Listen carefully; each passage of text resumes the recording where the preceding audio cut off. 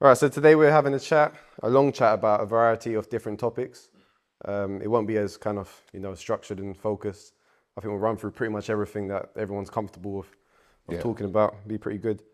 It should relate to people viewing, as I think we'll be discussing quite a lot of different things, a lot of questions, a lot of things that are on my mind or just things relevant to the world. If we can start by introducing yourselves and what we may not know about you.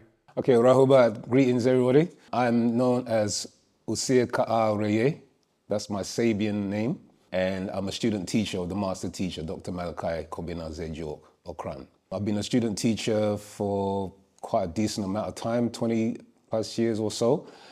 Came into Wu-Sabat through the Nubian Islamic Hebrews when we were going through different transitions of schools of learning.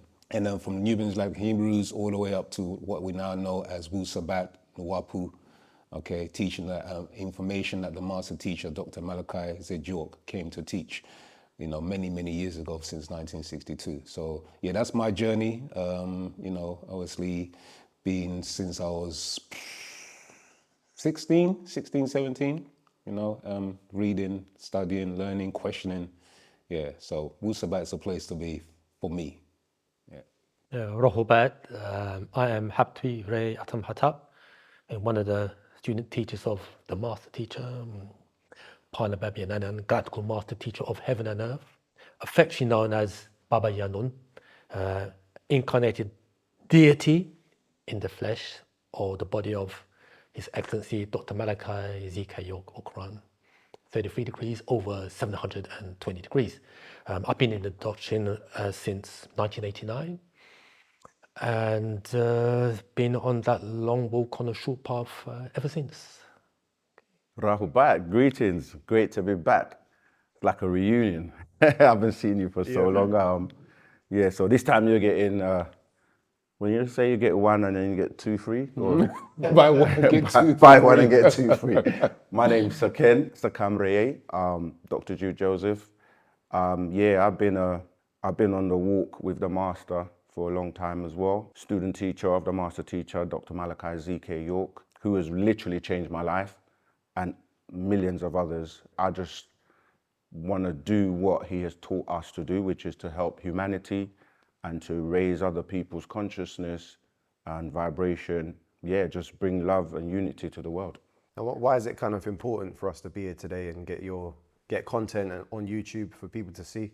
It's funny, isn't it? Like the lens of a camera these days, it's actually amazing when you really think about the technology that you can actually reach anyone in the world now with social media. So this gives us an opportunity to really reach anyone out there who's searching for answers, who wants to know more information about Wu-Sabat, the master teacher, and like I said, just give them the opportunity to wake up. Because there's a lot happening in the world, and sometimes people can feel isolated and lonely, but the camera and social media means that you can have a community, you can be anywhere in the world and still feel as a part, and you're not alone, so yeah. No, definitely. I think there's quite a lot of interaction on your videos, what I've seen so far. And also, I mean, we've done videos in the past. There's quite a lot on the channel right now. What are kind of the 3 top topics, would you say, that people are quite interested in? Yeah, what I've noticed is extraterrestrials, definitely. Anunnaki. It's a big, heavy topic because of, what's his name? What's that black guy's name? The one that's been talking about Anunnakis and stuff like that for a while. Bill Carson, yeah. Okay. He kind of like, put it into the social media aspect, but the master teacher, had been speaking about the Anunnaki for a very long time. So we're like, we know about this stuff already. But those are what I've noticed: extraterrestrial spirituality, and 2 predominant ones I've noticed. Definitely religion. Even though for us, we kind of take it for granted because we came through the schools of religion, but there are many people still out there that ask a lot of questions on religion. Even though we're like, move on and come up to where we're at in terms of Wu-Sabat, we still get a lot of questions on religions. And we don't actually mind because that's kind of how we came up as well, through learning and asking questions on religion. But the thing is that when you're dealing with religion, you have to remember that it's based on a belief system. And so for some people, when you bring it to the facts or say, look, let's deal with reality and deal with the facts. For some people, they've been holding on to something they believed in passionately all their life. And it can be quite daunting for them to go, let me let it go.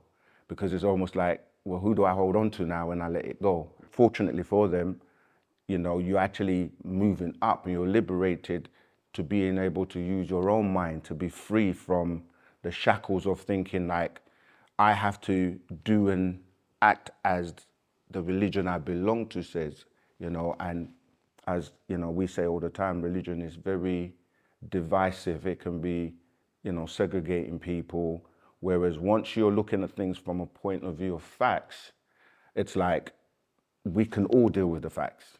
And it's not biased. It's not like, you know what I mean, you're taking sides or anything. It's just like, this is what it is. You either accept it or you don't, but it doesn't change.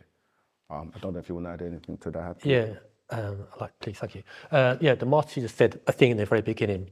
I came giving you what you wanted, which is religion, so that you would eventually learn to want what I've really come to give. So he said that originally, this is back in 1960 to 1963, he came teaching us Wu-Sabat at the time.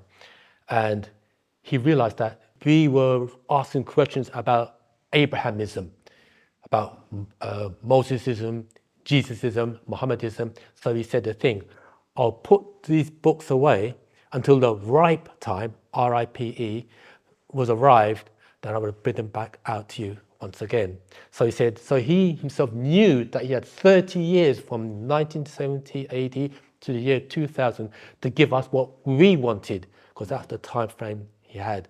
And he completed his task until we asked the ultimate of questions, which was, who is God? Then he goes, right, I know that you are ready to be taken to the next level. We're now teaching that Outformation, which he was originally wanted to give us back then. He said, I had to make religion as believable to me as it is to you. So that's what he said. Yeah, you've touched on something really important that I want to pick up on, which is a lot of people don't realize that he had a mission. It's a mission. Like he was actually sent here to do this work. So who assigned that mission? Okay, this is where we're going to start getting a bit deep. We're going to get slightly deeper, yeah. And the thing is, with Wu-Sabat and the Master Teachers, a lot of times we would teach things which may already be there in front of your eyes, but you just don't see it. So what I would say to that is that he was assigned by the forces of natural nature. That's right. Right? And these forces are predominantly feminine. If you know, a feminine or a female is who gives birth, right? So they will give birth at the right time. So he was born at the right time as we were coming into this new cycle of 24,000 years. And so as the firstborn, we refer to him as Ptah as well, right? So he was born and then he then gave birth to others, you see? So when we say he was sent, we start to go, when we say the forces of nature, we start to deal with different dimensions and different realms that beings exist on, right? And when we say beings, we're talking about beings that have evolved to such a high degree of intellect that they transcend all the different realms.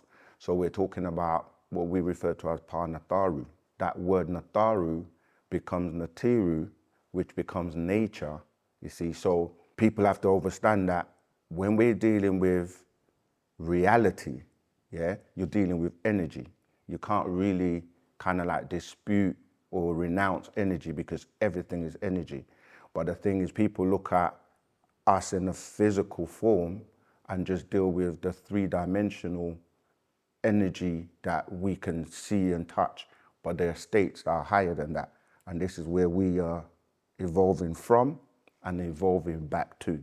Go ahead, Zaman. Yeah, can I just step? Yeah, so when you mentioned about the three realities or persons, places, and things, what has happened over the course of just say this last 6,000 years is that when you look at children, okay, children are very impressionable from a very young age, and their reality is shaped and created by either their parents or what's shown in the media.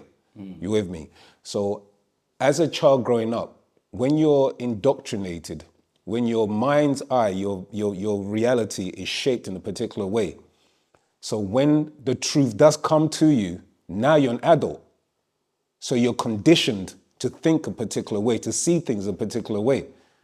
You see? So when I came giving you what you want, because this is what you're used to as a conditioned person, and then I have to then gradually move you through like a child, through the kindergarten stage, the primary school, the secondary school, etc., to learn to accept that, hold on a second, Christmas, Easter, all of these things, you get what I'm saying? Santa doesn't come down the tree, down the roof, you know, all of those things, chimney, sorry. Yeah. Yeah, not a tree, that's a cat. Yeah, those things are a reality, they're not real.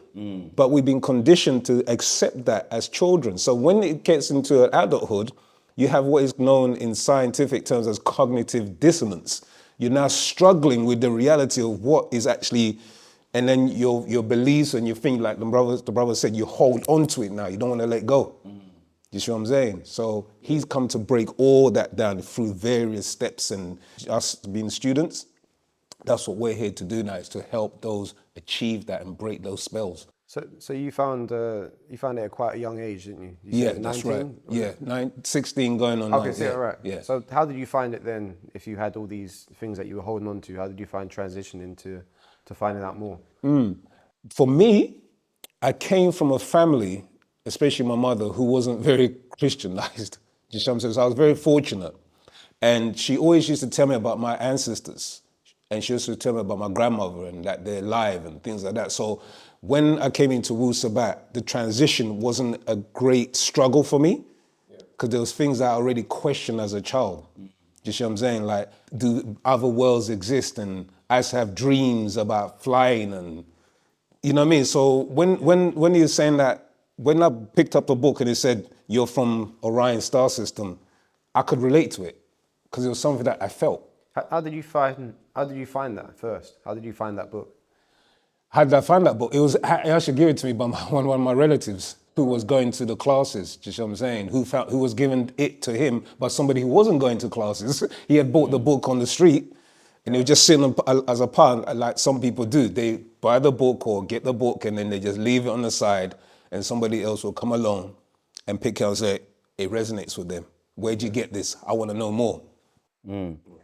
You touch on something, the word reality is so important, because if you hear the first part is real, yeah? Because what happens is, as a child, you're impressionable and you're given all these stories, you know, even as females, you know, like Cinderella, I don't know what other characters you guys can remember. Snow the one White, with the long Snow hair, White. Snow White. Yeah. Goldilocks. Yeah, and normally there's always a hero or someone coming to save the female, you know, my knight in shining armor.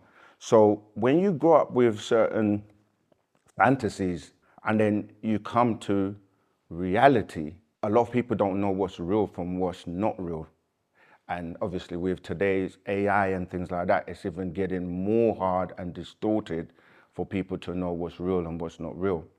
And so when people have been given a concept of a God or someone that is so detached from them, that is in a place that it's not real, yeah? But it's sold to you as if it's real. You know, like no knight in shining armor is gonna come and, you know, save you. All of these things. So when somebody's faced with a situation where we're like, okay, the real thing now, real gods walk the earth. So there's the fake gods that you can't reach, don't know where they are, can't touch, can't reach. It's just a figment of your imagination. And then there's real people that walk the planet Earth that are considered to be real gods. Now, if you have the two concepts of one being someone that is not attainable, you can't touch them, it's not real, then you have someone who is real, like Dr. York, like us, like you, like the people you can touch and see around you, and you try to say to somebody, this is God. But they're more likely to fight you off of that because they've been given one that is not real. So the reality of life is that you have to really define what is real and what is not real. And you touched on about the children. The word is imagination. Because you can imagine anything. If I give you a story, I kind of leave you to build the rest up. That's right. And when you say imagination, what you're saying is image. I'm putting images in my mind that I'm now convincing myself that are real. But are they real? No, they're not, because you have to deal with actual facts and reality, you see. So that's a really important theme to look at. Like, reality is about things that are real. I just want to add on that, because the brother said something really interesting with the word reality. If someone comes up to us and say, so what is this Wu-Sabat, Wu-Sabat? Well, this Wu-Sabat or Wu-Sabat is the science of facts and reality. So Partner Babylonian has given us the right knowledge, the right wisdom, and the right understanding. That when you say understanding, what we mean, you're standing looking up. That's an understanding. Until you reach that stage of an overstanding, which is standing up looking down. Then after that, you then qualify for the science of sound right reasoning, with reasoning being the highest form of mental processing. Reasoning in actuality is a living entity. And the brother talked about imagination and what is real from what is not real. What it is that we create our own reality by our, as the brothers mentioned here, the word imagination, the image. So where is that image coming from? And it's by external sources, you see. So we create our own reality. However, when we say we create our own reality, that image, or that which the term should be used in reality, is given to us by the environment in which we live. And many years ago, the master teacher put a tape out called The Media and the Devil. One of the devil's greatest tools, let's say two of them, would be religion and the media. Okay. Absolutely, yeah. No, it's very interesting, definitely. One more thing. People often say, when you talk about the God concept, right? And because, I love it. I live in Croydon. When Christians hang out there, they ask me a question, do you believe in God? No, I don't believe in God. So because we are the God. So what did you create? And we say to them, our mother and fathers are our personal creators with the help of the forces of nature, making the forces of nature our impersonal creators. Because without our mother first and our father, we won't be having this conversation right now. And that's real. Yeah, It's true, yeah. you know what I mean?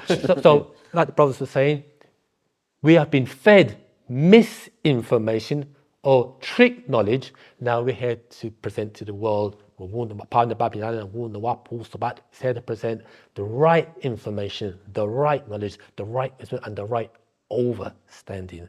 And we talking earlier on how we take for granted the words that we use, because we think that everybody uses the same terminology. And earlier on, he's talking about social media, etc. And the thing is that we could propagate in Brixton, in Croydon, or even in New Jersey, wherever people are at. But with social media now, the audience is worldwide. One class could, the whole world can receive that, the right knowledge. No, definitely. Definitely. I think if we can backtrack a little, because some viewers might be seeing this video for the first time, if we can kind of look into origins and core beliefs of what you believe in, like what it's called. Can you explain to someone who's watching the video for the first time? Yeah. Okay, let me start. You Yeah, see, sure. words are very important, right? Yeah. The master teacher put it like this. You could believe the thing and be 100% wrong, you see. So once you know a thing, by way of, here it is, experience, evidence, and reason, there's no need to have a belief system.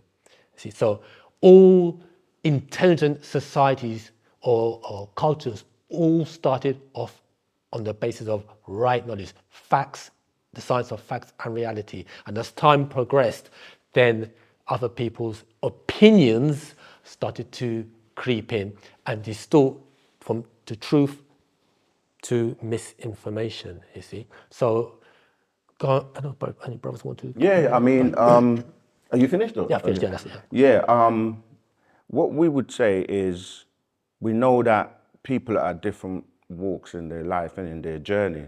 So even though people use the term belief, you can't really sustain anything based on the belief. You have to deal with facts.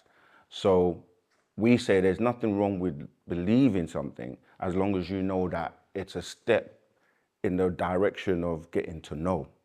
Because belief is what's caused most of the problems in the world. Because if we have our personal beliefs, I can say, I believe this. He's going to say, I believe that. And he's going to say, I believe that. Okay, cool. Everyone has a belief, but that won't unite us because it's just based on our own opinions. Literally, that's what a belief is. Because you think of anything you believe in, like we mentioned God, we can talk about Christmas, Easter, all the things you do that you believe in doesn't mean that it's actually true. And this is why we keep coming back to this word of reality, you see, because like you might be seeing us for the first time and you're like, who are they? Why are they wearing those clothes? Why is that? And you form your own opinions. But it's just easier to ask. Just ask a question. But up until we came on the scene, there weren't many people who would be like, ask us anything. Do you know what I mean? Like you go to church, you might have questions, but you don't get the opportunity to ask them, or in the mosque or at school or wherever you're receiving information. See, when we come along, we turn everything upside down. We're like, you want outformation. You see, we say, you don't want belief, you need knowledge, because the first part of the word knowledge is to know. And so there's always a difference between what you think you want to what you actually really need, you see. So someone might be like, oh, you talk about, like, for example, creation. Everyone will always say, God created the heavens and the earth, creation, creation, creation. We come along and we go, creation is secondary. They were like, what do you mean? What came before creation? We say existence, right? So it's there, but you wouldn't think about it that way. Now, when we say existence, you have to then go, what's the difference between existence and creation? Now, you can actually use AI, Siri, whatever else technology out there, and just literally ask them, what is reality? And it will literally, or the dictionary will literally tell you, reality is inside of existence. Realms are inside existence. But when you hear these words like realm, like reality, like existence, you have to go and research them. Yeah. So belief is based on ignorance. And even that word, ignorance, means to ignore the facts. Yeah. So you then say, what does belief mean? Oh, belief means you're accepting something without proof. You just accepted it, which is fine. But to really know, you have to do your own due diligence. You have to do your own research. And that's where Wu-Sabat is completely different, because we encourage you to use your divine ability to put things together, to actually be a part of the process of learning and not just relying on somebody else telling you something and you just have to believe it. Yeah, so belief is all right, but you have to get past that to knowing.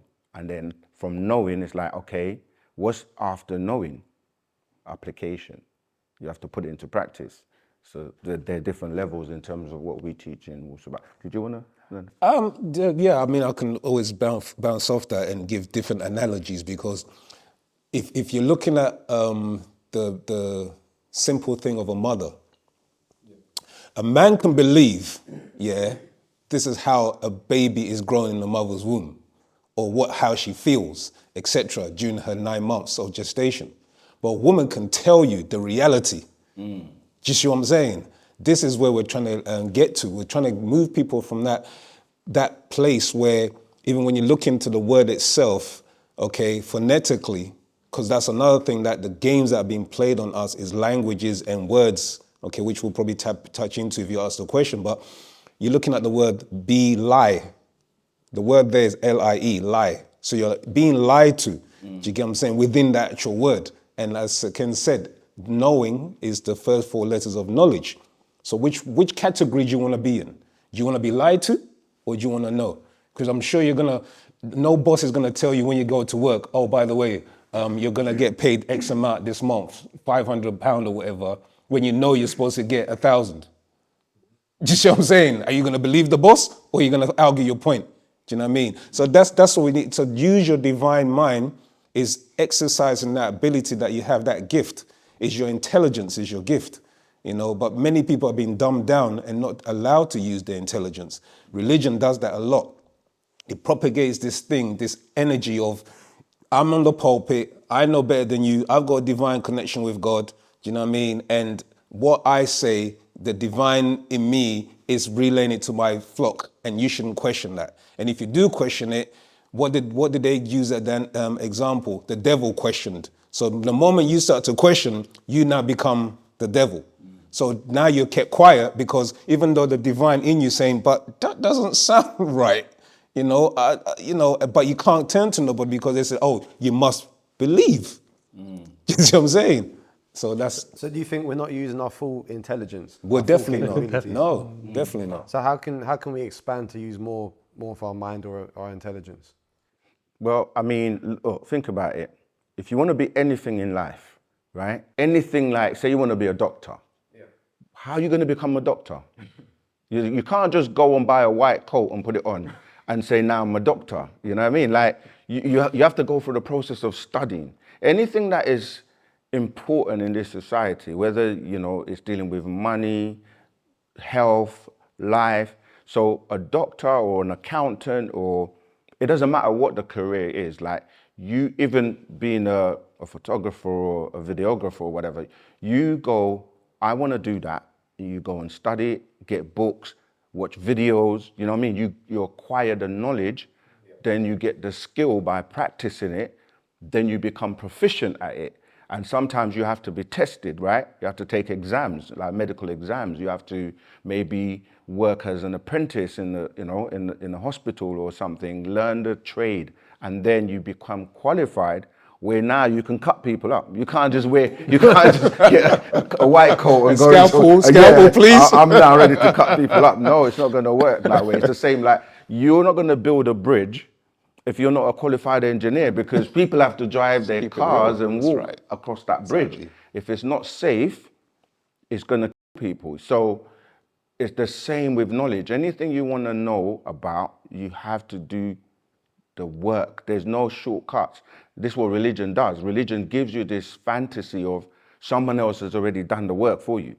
Don't worry about it. Jesus already died for your sins, so you don't have to do anything. Just do what you like and just wait for that day when he comes and saves you, or, whatever story that they give you, this fictitious, and then you're just waiting around idly and not tapping into your own full potential. If you want to be a footballer, you got to get up and go training. You're not going to just be in the, you know what I mean? Just FA League. You're not. You have to go train, put in the work. And that's what we did. We had to put in the work. And the work literally comes in from you asking questions and learning. Because children learn by saying, why dad? Why mum? Why? And they keep going until they get an answer that they're satisfied with. And we're all just big children. But if you've been stifled from a child to an adult and you never ask questions about, does Father Christmas really exist? Does he really live in the North Pole? Do you know what I mean? Like, when you start putting the pieces together, it's like, for example, someone commits a crime. And in the past, TV and the media, as my brother Haptui was saying, will just give you a story. And most people are like, oh, we've gone to the moon. And they will just give you a story, a few images. But if you use your mind and exercise your mind, you're like, okay, they said this guy was wearing these clothes and he did this thing at this time, and then he changed his clothes, and then the time they say he dismantled the weapon, and then, you know what I mean? When you start going into it scientifically, you're like, it doesn't make sense. Like, why would you do that? Why would you leave the weapon for them to find it? But you're trying to get away, and there's going to be DNA and everything. And I'm saying that to say, when you start to look at events in the world, like, did they go to the moon at the time they said they did? Then you look at the science, like the gravity, the lighting, the stars, you know, there's so much that science will be able to just break it down. So Wu-Sabat, when we say knowledge, it comes from a point of scientific knowledge, because science is something that people respect, you know, and can actually prove things. So, yeah. I just want to. You said a very. You answered. You said a very good. You asked a very good question. Was how can we improve our intelligence? Yeah. Wu-Sabat, is that science? Is that culture? Because Wu-Sabat or Wu-Nawab pertains to culture. Is that way whereby the way is Patarak. I use these different words because remember you have to break the words off for them. The word way we say in our, like I say, Lahag language is Patarak, the way. The way to Wu-Sabat is that way to expand your intellect, your intelligence, because I don't want to go too deep, but what it does, the word they use in the scientific community is called neuroplasticity, whereby the neurons, the brain cells can regenerate itself.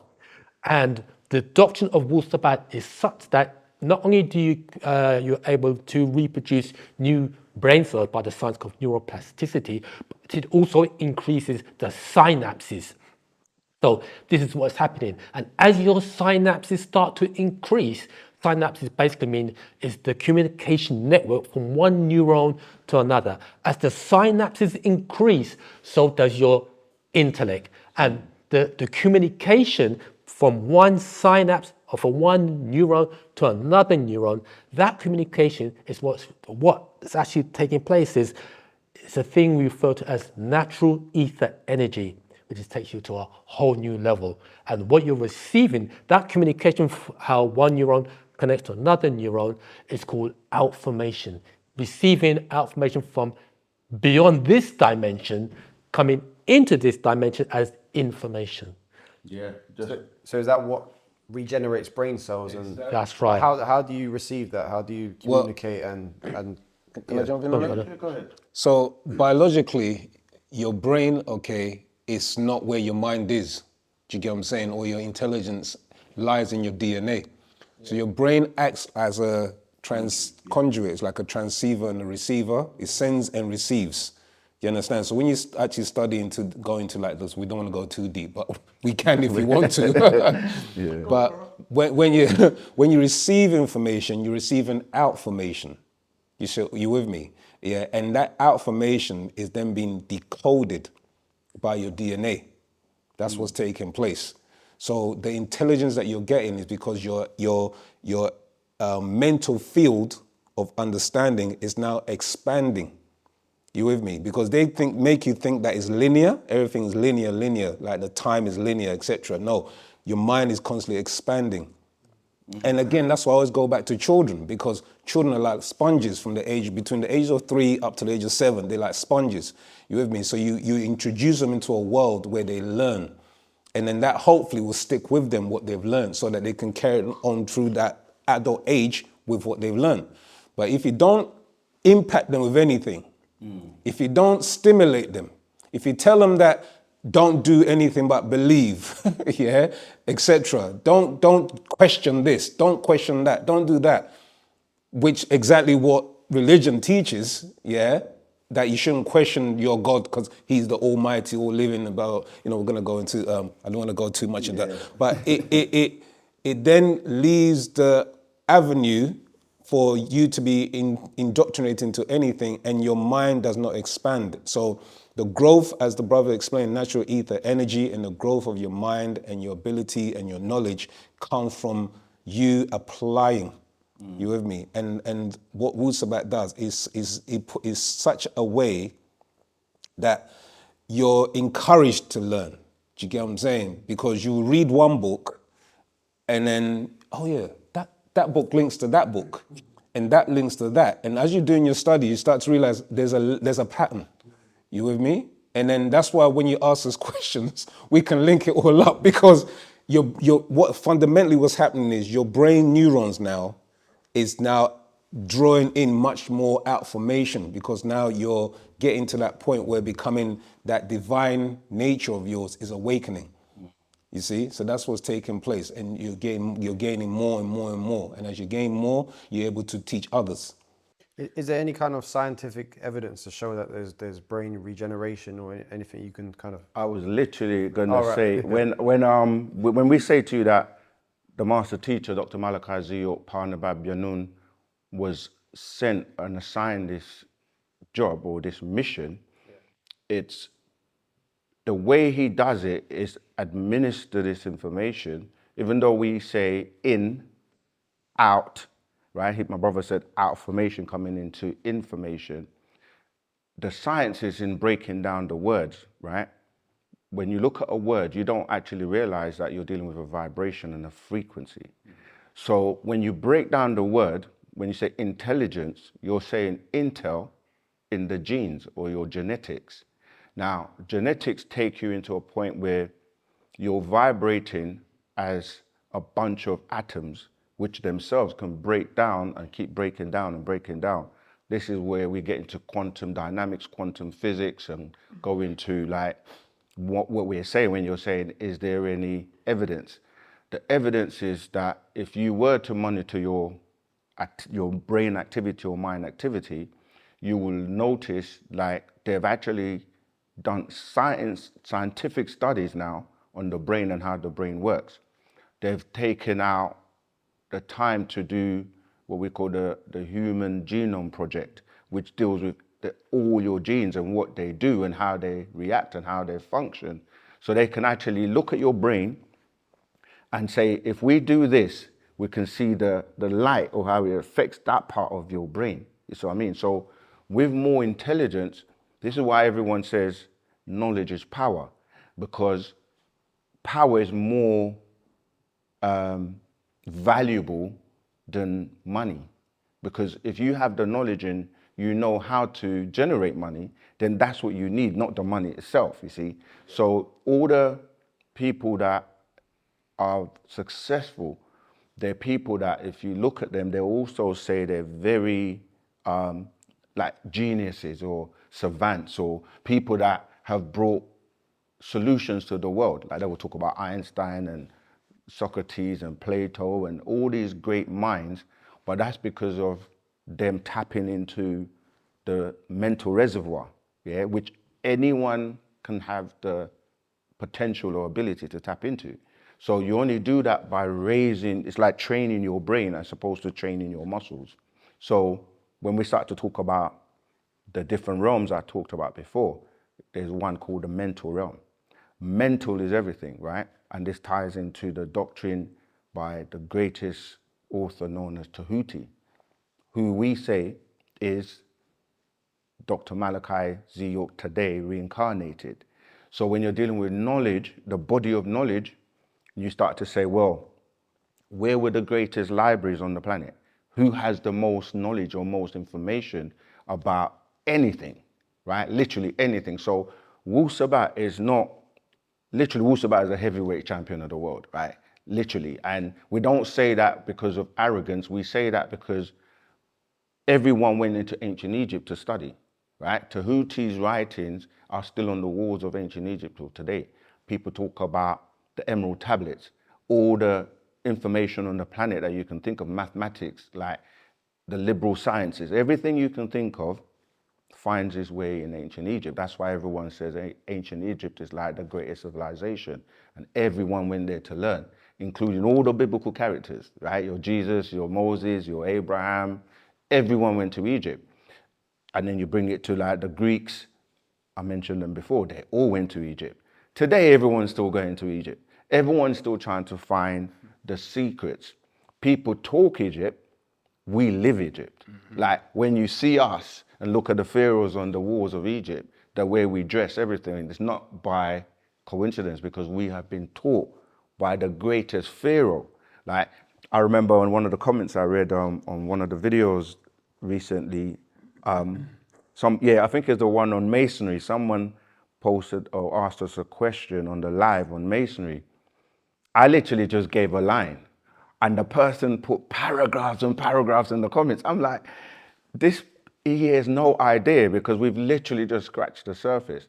I'm saying that to say that when you start to look at who runs the world today, they will tell you the Masons or the people that are, Einstein. Yeah, the ones that know. They have the hidden knowledge and the hidden information.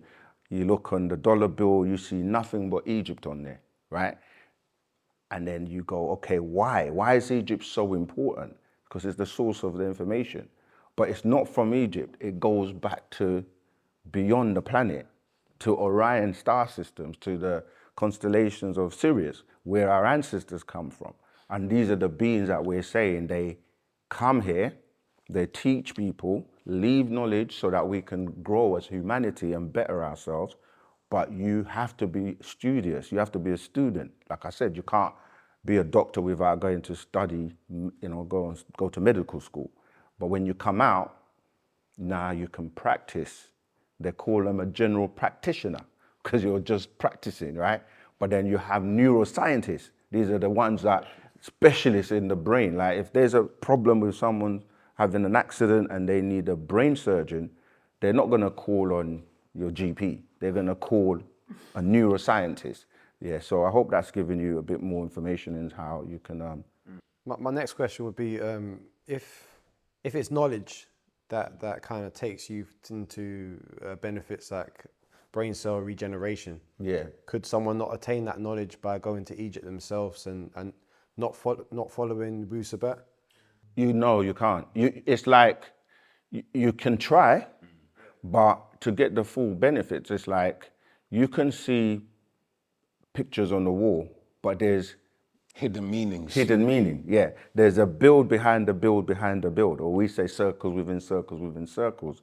Hence why people will say things like secret societies, because they have secrets that unless you're worthy, you're not going to get. And the richest 1%, 3%, whatever percentage of people want to use of the top people, they don't share how they have arrived where they have arrived. Even Jesus put it like, you can't throw pearls to swine, or whatever the phrase is. But that's all to give you like, there is an elite or people who are in the know and those who are not in the know, but it's down to you if you want to be in the know or not, you see. So everyone does have the potential or the choice. Yeah. Can I just jump in there? Yeah, sure. When he mentioned about knowing and Jesus, this character, obviously, again, we can go into that, but that particular character, he belonged to a certain order, and it says he belonged to the order of the Essenes. So you have to now, see, this is the knowledge base where now you expand your mind. You have to question now, who are the Essenes? You see, and then you find that there were a group of people known as the Gnostics. Who are the Gnostics? You see, so all of these things leads you back to the foundation and the cradle, ancient Egypt, because that's where all the secret societies got their information from. Gnostics, Rosicrucians, Alhambra, you name it, Knights of Templar, it's the list goes on and on and on. And he's even, I'm gonna just drop it there, there's even societies in the center of the earth, okay? So many people don't even know that actually within the center of the earth is hollow. There's beings that actually live and reside in there that have secrets and sciences and knowledge, you see, which is imparted onto humanity, which many people don't know about. So there's so much levels to this, So acquiring that knowledge, as the brother was explaining, that when you look at language, they call it hieroglyphic, okay? They didn't name it just there's a term. That Greek word means sacred. Yeah, glyphos. Glyphs means writings. Or so sacred writings, these were sacred. And these particular sacred writings, they had tones in them. So when you're saying names like Amun and Atun and Isis and stuff like that, these were tones, were given vibration to certain elements and frequencies and beings, etc., that resided on the other side. You see, so it wasn't just, let's just look, and in our language it's called Safuf, okay, in ancient, but they call it the hieroglyphs. And it was a spoken language. Again, they say they don't know who speaks it. But there's 3 guys here who can tell you we speak it. We even got that's the script. So while you're there, how That's what do you I'm learn? How saying. do you learn that language? Where are the resources coming from, etc. Yeah. I'll leave it. He's our language. language. No, what it is, language is very, very important because that's what unlocks the locked doors. Because when we say that, like, if you go back into religion, it says, let's take Genesis chapter 1, verse 1. It reads, I don't know, do you know Genesis chapter 1, verse 1? Yeah. What does it say? In the beginning, God created the earth. Yeah, okay, stop. That's what you want to know. The Master teacher put it like this. In the beginning, it goes, according to the Hebrew language, if you go into Strong's Hebrew Concordance, the word beginning is Barashith, which means a replenishing period. So when it says in the beginning God, so it doesn't say at the beginning, it says in the beginning. So that means during a replenishing period, God created the heaven and the earth. So that means that the earth was already there.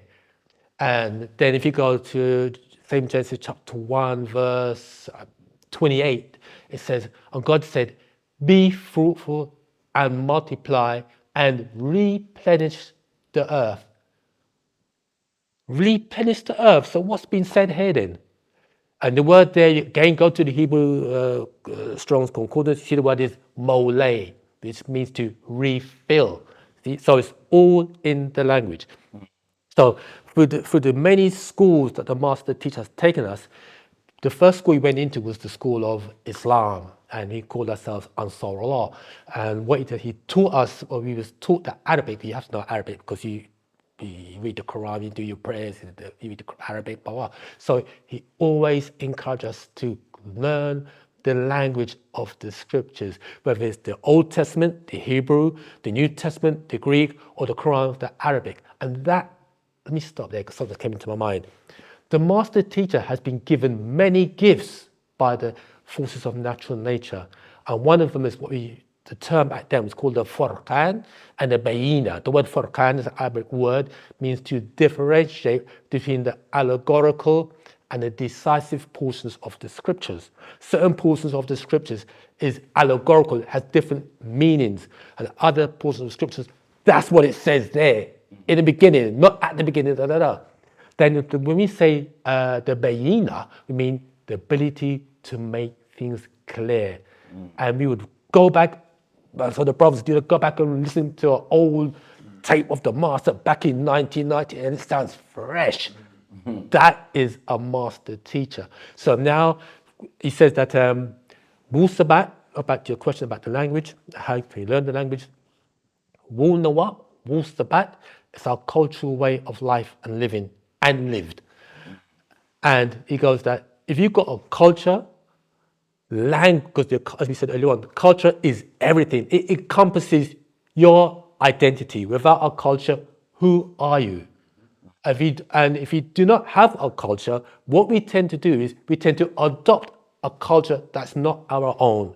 And the word they use is acculturation. That's the word they use. Adopting a culture that's foreign to you. Wu-Sabat is a culture presented by one of us for all of us. And what makes a culture, as we said earlier on, not just your clothing, the food you eat, the deities you worship, the language. Because that is a very important part, because the language as presented by way of the Master Teacher resonates with our internal being and external being. And we've got many sites, Master produced books pertaining to the language. Yeah, I just want to pick up on a couple of points that you both raised. Sometimes you have to really look at things in a very simple way for people to get it. Like in is not out.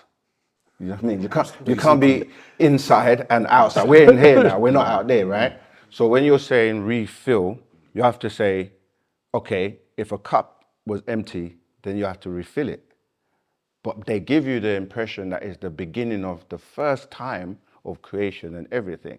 And we know that this was something that was being done by extraterrestrial beings that came here from outside of here. So now in the Bible, when they're telling you that God is not inside the earth, God is outside. So when we say outformation, coming into this realm or inside the planet and then inside your head or inside your brain, it's very important because God cannot be everywhere at the same time and be inside something, like inside heaven. The other point I wanted to touch on, you said Ansar Allah. Ansar Allah was the name of the community. We were actually known as the Nubian Islamic Hebrews, and we still are till this day. All the titles we've ever had, if you really break them down, holy, tabernacle, ministries, we still are, because holy means pure. Tabernacle is an enclosure of people, or those people who are willing to do the work. And then you say ministries, we're administering the information now to the world, right? So if you look at the words and every title we've ever had and break down the words, it ties back to the language. Now you say script. You look at Hollywood. What do Hollywood do? They cast spells, right? By getting a cast, that's what they call the people, right? And then they cast a spell and they give you a scripture. So the scriptures, when you're looking at these words like scriptures, all right, scripture, all right, who wrote it? Because a script is written by someone, yeah? The person who wrote the play, and then you get the actors, and then in Hollywood now, obviously, they use what? Holly is the wood that Merlin, the magician, used to cast spells on people. When you look at the word spells, it becomes spellings, because you're spelling words. So now you go and read a book that is authored by someone who wrote that script. Because when you're reading the Bible, the Quran, and all these books, the person who has written it is making mistakes, or he's saying things like it's not making sense. Like I just said, like, is it in the beginning or at the beginning? Yeah? Did God create? Because creating is to grow, to make something from something that already exists. So an intelligent being that is higher intelligence, meaning that their intellect and their genetics is vibrating on a higher frequency, is going to be able to pick it apart. It's like, you know what I mean? Like if you're kindergarten or nursery compared to a professor in university, two different levels, you see. That's why I keep saying, like, when we say the master teacher, we're saying he's the teacher of teachers. And no matter what subject matter you want to come with, doesn't matter. He will humble you, you see. And as someone who wants to learn, you also have to have that humility, like my brother Osir was saying, like to be a child again, to realize you've been lied to by way of belief, and now you've got to start again. But it's fine. Like you should be able to go, you know what? If I don't know something, the best way is to learn from someone who does, and that's why he's here. He's here to teach us all, those who have a listening ear. But the thing is this, last point. When you're reading these scripts, whether it's the Bible, the Quran, the Menuma Elish, the Gilgamesh epics, or whoever or wherever you're getting this information from, you have to decipher the characters. So when we're talking about a master teacher, he has many titles, and most people around the world have come across him or know him, but from a different perspective. So when you're reading the Bible, you're going to come across someone known as the Archangel Michael, right? That's him. When you read the, whatever thing you want to read, like we mentioned Tahuti, we mentioned Genesis, Melchizedek. We mentioned Yanun, we mentioned, This what are the Greeks called? Hermes. Hermes. Thoth. He's got many, many titles because he's the same being that has taught everyone on the planet. So the Archangel Michael was the master teacher? Yes. As in, But what about the time frames? okay, Obviously it's excellent quite question. different, This is an excellent question, because you see we're transcending times, yeah? Just like when you read the Bible, for example, you will hear about a person called Gabriel, for example, who you find in the Quran of 1,400 years ago. But you find him in the New Testament and the Old Testament. The same with Moses and Abraham and all these people. So what you're really talking about are time travelers, yeah? And when you keep reincarnating, when we say reincarnation, it's not like a spooky, you're getting out of the grave and you're coming back. It's like you tap into the knowledge and the information that transforms you to the being that you are becoming. Because it says you're becoming a living soul, you see? So you can go back in ancient times and people talk about this being called Melchizedek. You go into ancient Egypt, people talk about this being called Tahuti. You can go to the Zoroastrians, you can go to any culture on the planet and they will talk about a being that has got so much knowledge or so much information that has come around. So when you say reincarnation, we're not saying it like in the sense of, you know, how other people will basically say it, but the works and the evidence will speak for itself based on, like I said, we did a video on Tahuti as well, where if you go back to the ancient being inscribed on the walls in Egypt, he's a scribe. All he does is write. You see him with the beak and the pen, is always writing. So bring it to today. There's someone on the planet who all he does is write. So it's like, and he's giving you information on everything.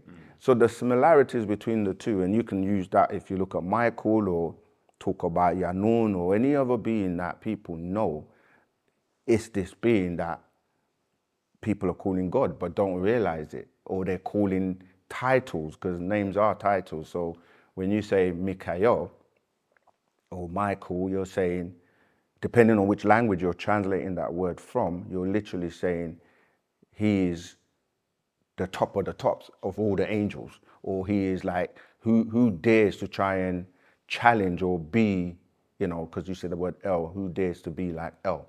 And El is a seat of a being that is at the top, because you go from El to Eloheem, you know, and it goes down in terms of hierarchy, but it's really based on what you say, the Most High, who's the highest in terms of what really matters, which is intellect, because the intelligence is what conveys the information into the books for people to read to then upgrade themselves.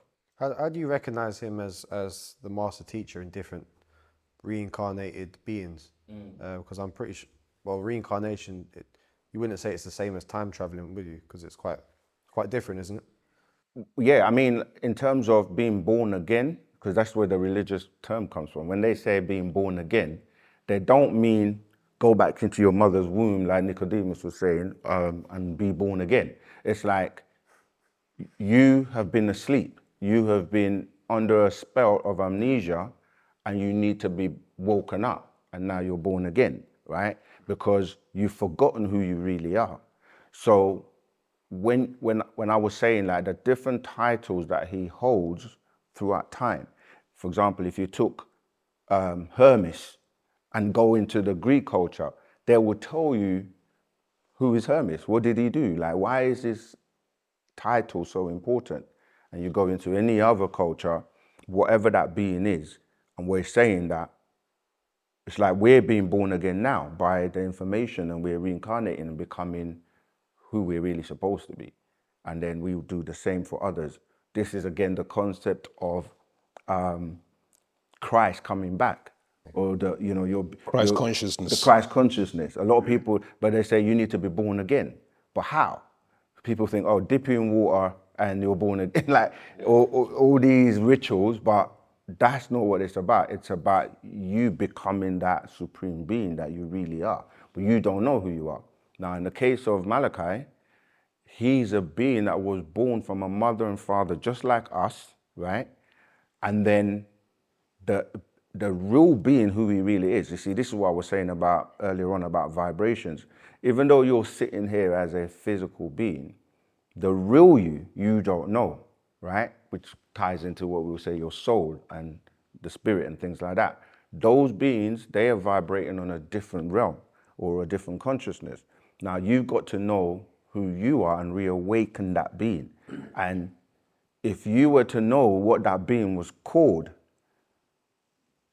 before it came here into this physical body, your name could be something else. So in his case, that being is Yanun, right? Yanun is a being that existed before what you know as time, you see. So it's us now trying to teach people and convey these types of messages like, you know, you're a being that is a multi-dimensional being that exists on different realms, but you have to get to know that, who that being is. And there are rituals and things we do, you know, part of the secret information or the orders like the ancient Egyptian order, the Essene order, the order of Melchizedek. These are orders where you get taught to know who you really are. Like, we have exercises like you look into the mirror and you start to converse with the inner being and, you know, get to know that being.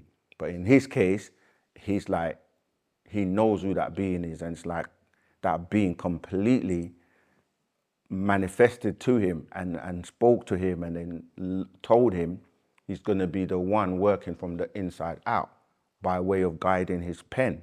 You see, so a lot of the times when people hear Dr. Malachi Ziyuk, they can't really divide Yanun from the physical being Dr. York. Yanun is a being of, can't even put into words. Yeah. The highest magnitude. And this is what we're learning to become as souls. Can I just add that? Sure. When you look at you, for instance, right, or ourselves, we have relatives that have moved on to a higher life or transitioned. You with me? They haven't gone anywhere. We talked about energy before. Energy cannot be destroyed. Energy gets transformed into one thing to another. All right. So your relatives, your ancestors, etc., have always existed and do exist now. That's part of the tool used to cut us off is religion and media, etc. For not us to actually realize that we're connected to these higher realms or different divinities or higher forces that exist. So, as Sekin was saying, that Yanun is a being that has died many times. You with me? In the different guises that he's been in, or the skin suits that he's lived in. Okay, and then he's risen back up because he has that ability. He's known what is known as a 720-degree being. That equates to 360, which is the physical realm, and 360, which is the spiritual realm. You see, so combined together, that's 720. And going into the mathematics of it, you go that 7 plus 2 equals 9, and 9 is the highest number. You see what I'm saying? So there's numerology involved in this, there's science involved in this, there's ontology, which is dealing with time, involved in all of this. So you have different advanced beings, different galactical beings who have mastered these levels. You know, if you look at like a PlayStation game or whatever, yeah, and then you go, you know, PlayStation first level, you beat the boss. You go to the second level, you beat the boss, yeah, and then you become the boss. You understand? Yeah, so you're mastering levels, you know, and then you can teach others to master those levels. And that's what this being is. So back to your relatives, some of them are linked to you. And there's some of them are on a higher level where they can communicate to you if you develop yourself, as we were saying about the meditations, the chanting, the rituals that you do. You can actually make a link to them and they can actually then guide you in this world. You see? But yeah. Sorry, now I was just going to touch on that quickly before Hapti comes in. This is what we're saying, like, there's different levels to the knowledge. We're talking about knowledge of you as a spiritual or a soul being, and there are realms even higher than that, to the etheric beings, and beings that have mastered how to transcend the different beings. So even when we have children, people say, oh, that's grandma reincarnating or granddad, or, do you know what I mean? Like, because souls are recycled, spirits are recycled. It's just that most people have not been taught the information about the spirit and the soul, because in religion, they teach you that you have to die first before you get to learn this high information.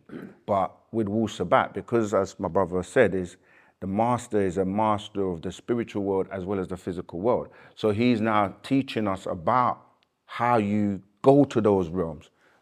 I mean, today people will tell you that they can astral project, right? They can have an out of body experience, when somebody's being operated on in a hospital, they will tell you they left their body and they were watching the operation and everything. There's probably millions of stories like this. Have you experienced anything like that? Not in a hospital, but yeah, definitely traveling to different dimensions. And this is what we're saying, like, when we start to teach this information, we have to start with the lowest vibration, the basics, which is the physical plane, right? But then you have other planes like you can even call it like the plane of force, which is known by scientists. Then we got the spiritual plane. Then we got the mental plane, the soul plane, the etheric planes. These are all planes. I spend a lot of time in the mental plane, right? And that might sound spooky to people, or the mental realm. But we all think. But when you think on a higher level, meaning that you're tapped into that mental realm and you're pulling information from that realm, they'll call it like think tanks, or people that are really about, you're not just walking and thinking nonsense, like, because thoughts are actually able to be sent. They've got a weight, they've got a color. You can pick up people's thoughts. When you start to go into that, people say telepathy. You can communicate from mind to mind. And when you say, where is the mind? It's not something you can touch, so it's not on this realm. So when you spend time, you can say, I spend time on the soul realm. People be like, what does that mean? Well, what is a soul, right? A soul is the ability to tap into emotions deeper than maybe somebody else, where you have the feelings and you can empathize with things. So it's not spooky, it's just that we're now taking people through the physical all the way to these higher realms, and that beings can exist there and come here, come as a different physical body. Some beings have what we call a double resonance, where they have more than one, right? So you can have a physical body, but with a spirit of a male or female, and vice versa in the physical. So I mean, so these are the types of questions that people have to graduate to start asking about. How do you operate in the spiritual realm? How do you levitate? How do you teleport? How do you do these other things that some people are able to do and others are not? But it's about learning about the astral body and stuff like that. Have you been able to know the being before you? Yeah. Yeah. Yeah. So that's what I'm saying. what The the exercises. experience of who that previous being was. It's personal. It's different experiences for all of us. Yeah, of course. My journey, if I can share it, I remember the master talking about the mirror. So I did the mirror thing. You with me? And when I started speaking to myself, your inner being, and what I experienced was I saw that violet, purple, like I'd never known about any violet or purple light before or anything like that. So for me, it was strange. And obviously I went into a state of emotion. Do you get what I'm saying? And after doing that, and then I heard the master explaining that you can connect with that inner being. And that when your emotions comes up, it's that animal aspect of you that can actually frighten your inner being or cause it to, go back. You see what I'm saying? So there's that's another thing too. There's an animal part of you, there's a God part of you that resides, and sometimes you can feed the animal part, which is your gross part, which is your feeding and selfish and greed and ego, etc. Then there's just your etheric or spiritual part of you, which you can feed by the meditating, the fasting, etc. You see, so that's what humanity doesn't also realize, that they've got two aspects of them that exist. You see, and within Wu-Sabat, these practices allow you to tap in to that side of you where you can draw forth the etheric being. And once that etheric being, it has the ability to connect to the multiverses, you see? So these are the things that we are practicing in Wu-Sabat, and we are, by way of the master teacher is teaching us to do this on a daily basis, So we live it, Yeah. So everyone's experience is going to be so different, and not everybody would probably share everything publicly. But there's definitely a lot of experiences that I can attest to. Even the fact that he teaches you in the books that, okay, we speak about ether a lot, but you have something called an etheric cord, right? The etheric cord for simplicity, it's a gateway that you can travel through, and you can connect and travel to anywhere in the cosmos and to anyone that you're connected to etherically. So you can actually connect to the master teacher or visit him as well, right? So these are the practices where when we start to teach about you as the multidimensional being, some schools you have to go through which are not publicly, in public information, but this is where the spiritual practices and things like that come in. But yeah, you can, if you have a connection with someone, and this goes into science as well when we talk about what we call epigenetics, we talk about, what's the other word? Like you're connected to everyone and everything. Morphogenetic. Thank you. Yeah, the morphogenetic field, that's the term I was trying to remember. So when you really realize the power you have as a being, what the media and those that want to keep you on the lower vibrations, on the lower frequency do is they make you feed on the material world and material things, the money and the houses and the cars and the bling bling, and all of that is a distraction from you getting to know your real inner being and working on that being so that you can start to do these greater things. Yeah. If we can backtrack a bit more to, I was going to say, well, unless you had something to add, I was going to ask about the language again. Continue the language. Yeah, okay. Yeah. So it was just more of a question of what is the language? Who kind of created it or spoke it first? All right, it's a very good question. We can give you our story of language. The language is called Misbatia. So from the word Sabat, which means the stars. So Wu-Sabat is the culture of those from the stars brought to this planet. Or we would say Sirius star system, and Orion, different star systems. But the word Sabat means stars, or we say Masbat means Sirius. We say Wu-Sabat, those of the culture of the stars. So the language is called Misbatir, the language from the stars. And that language was brought to the planet and taught 54,000 years ago to the feminines first. And was it 50,000 years after that? 50,000 years after that, the feminines then taught the males. See? So the feminines were first taught the language. A lot of experiments took place, then for articulation, etc., etc. Sorry, how did it come down from the stars to humans? Right, yeah. It was what we call the overseers. We say the word we use is Nadaru or Nitiru. People may be familiar with the word Nitiru, but because of the different tongues that we use are taught by the master, the term would be Nadaru, or let's say Nitiru for. These are the overseers. They came and taught the feminines, who in turn, 50,000 years after, taught the masculines.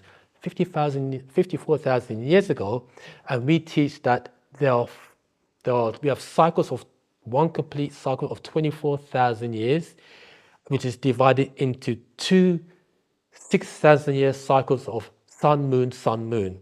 So it was two 24,000-year cycles plus one 6,000-year cycle gives you 54,000 years ago that the feminines were first taught the language. So this is going back. Is that people that came down or? Yeah. What it is that we have to remember that the Nadaru or Ethereans, and they would incarnate as human beings. And they taught the feminine. Would there be then an alien or different being? Or? Yeah, when you say alien, that's for lack of a better word. But remember that our deities, when they come on the planet, they always come in human form. The thing is, if you look at language here and look at it like, okay, let's say anyone on the planet, if they want to say, let's look into language, what's the first language on the planet? Where does it come from? Most people will have to walk backwards from what we're speaking today, English, right? And you'll be like, well, okay, where does English come from? Then you'd go, oh, English is a combination of German words, Anglo-Saxon, then you'd be like, okay, where did they get it from? So you keep going backwards, even if you deal with Arabic, and mostly people will go back to the Bible because they'll be like, that's where language started from because God created everything. And then you'll be like, okay, what's God's language, right? People will say, oh, depending on what culture they're coming from, they might say Hebrew, Arabic, Greek, but then you're like, where do they come from?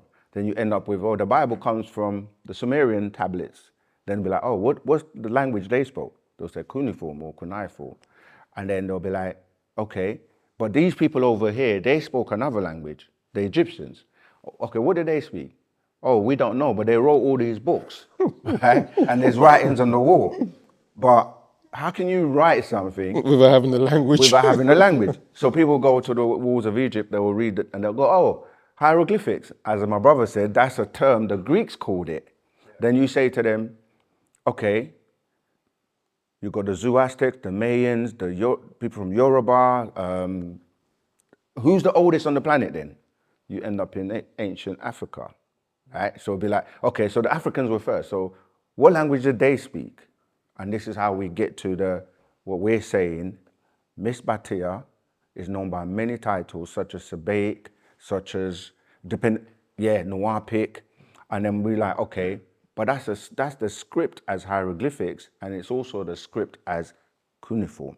Because all the people on the planet that want to know where language comes from will end up in the most ancient cultures, even if it's Chinese or whatever. So we know that the pyramids have got right until this day, and we're like, okay, who wrote that? Who built the pyramids?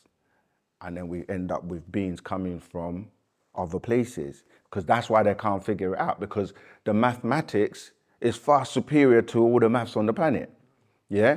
And the stones, like, how did they lift these stones up? So now you have to say, whoever did this is very intelligent. You can't be intelligent without having knowledge and knowing how to write and speak. But while we're here, I'm going to have to ask, how did they lift the stones? Thank you. I have to ask. Because it's science and technology. Yeah, science and Whoever technology. has the best technology is running the world right now. They have the best technology, as in the science of levitation. Yeah, they were able to levitate big, weighted things for distances. They also had technology which is becoming popular, like 3D printing. But they also had people helping and working. It's just like, on the building site, you're going to have a foreman, you're going to have those who Operate the machines. engineers, plumbers. You've got different skills that you're going to need when you're building a house. Someone's going to come in and do the painting. So I mean, so people look at it like it's miraculous, yes, but these intelligent beings taught the people of what to do. This is where masonry started from, because when you look at the word mason, you're dealing with people who work with stones or builders, right? And when you start to look at building, yes, you can talk about building. Remember, this is going back to what we were saying about the different realms. Who built this physical world that we're looking at? Whoever did it, it's got intelligence to know how to do the building in a physical environment. But there's building on a higher level, which is dealing with beyond what you can see, right? So we go into the atoms and go into the quantum mechanics and the quantum physics and how things are set in motion, who built the stars in terms of the galaxies and the universe. Now you have to start looking at beings that are of such high intelligence that they exist outside of this. And this is where now today everyone's talking about little green men coming here from somewhere else and they built the pyramids. But no, it's us as the children of these Natharu or these ancestors. So they built them with teaching us and we assisted them, but they used the technology. And much more is to be discovered about the pyramids, because they weren't just like Tombstones and placed there for, you know, they were literally on the center of the entire earth. When you start to do the mathematics on the planet, like the circumference, the diameter, and things are placed dealing with energy, yeah. They were used by extraterrestrials to charge their crafts using, you know, energy like being tapped from the source of the earth. Yeah. Tachyon energy is referred tachyon to. energy, blast electricity. Yeah. These are things where when they start to try to re-engineer crafts that they find, flying saucers or whatever, they realize Hitler was building these crafts in the Antarctic with the assistance of extraterrestrials like the Astral command who gave him certain knowledge, the hovercraft. These are things that, technologies that were given to them. So extraterrestrials is what you're calling angels and calling gods and calling all these, names that people say, oh, they're over there, far away. They have all this knowledge and this information. But they don't come here. But they don't come here. So what happened to all that knowledge and scientific information of building pyramids? Why can't we use It was destroyed and it's hidden, and some of it was destroyed because the great library of Alexandria in Egypt was destroyed because the Greeks didn't want anybody else. Once they got their hand on some of the information, they were like, we can't let everyone else know about this because we ain't gonna look so great. So a lot has been destroyed, but there's something called passing secrets or sacred secrets from mouth to ear that's passed through these orders and generation to generation. That's why I mentioned about the Essenes and the Gnostics, because part of that knowledge was imparted to these sacred societies, secret societies. You with me? Anunnaki and all that. So, modern day technology now, the brother mentioned about blast electricity and tachyon energy and stuff. A modern scientist who they now got a vehicle named after him, Tesla. Yeah, Nikola Tesla was one of the pioneers of free electricity. You with me? And he was doing this. They even to the point where debunked his information and hid his information. It's only up to the last 90s when the man from Planet Risk, believe it or not, started coming out. There's a book written by Dr. Malachi, and he mentioned two people actually. Nikola Tesla you know about, but you don't know about Edward Lee Skalnin, who's a natural, also one who built Coral Castle in Florida.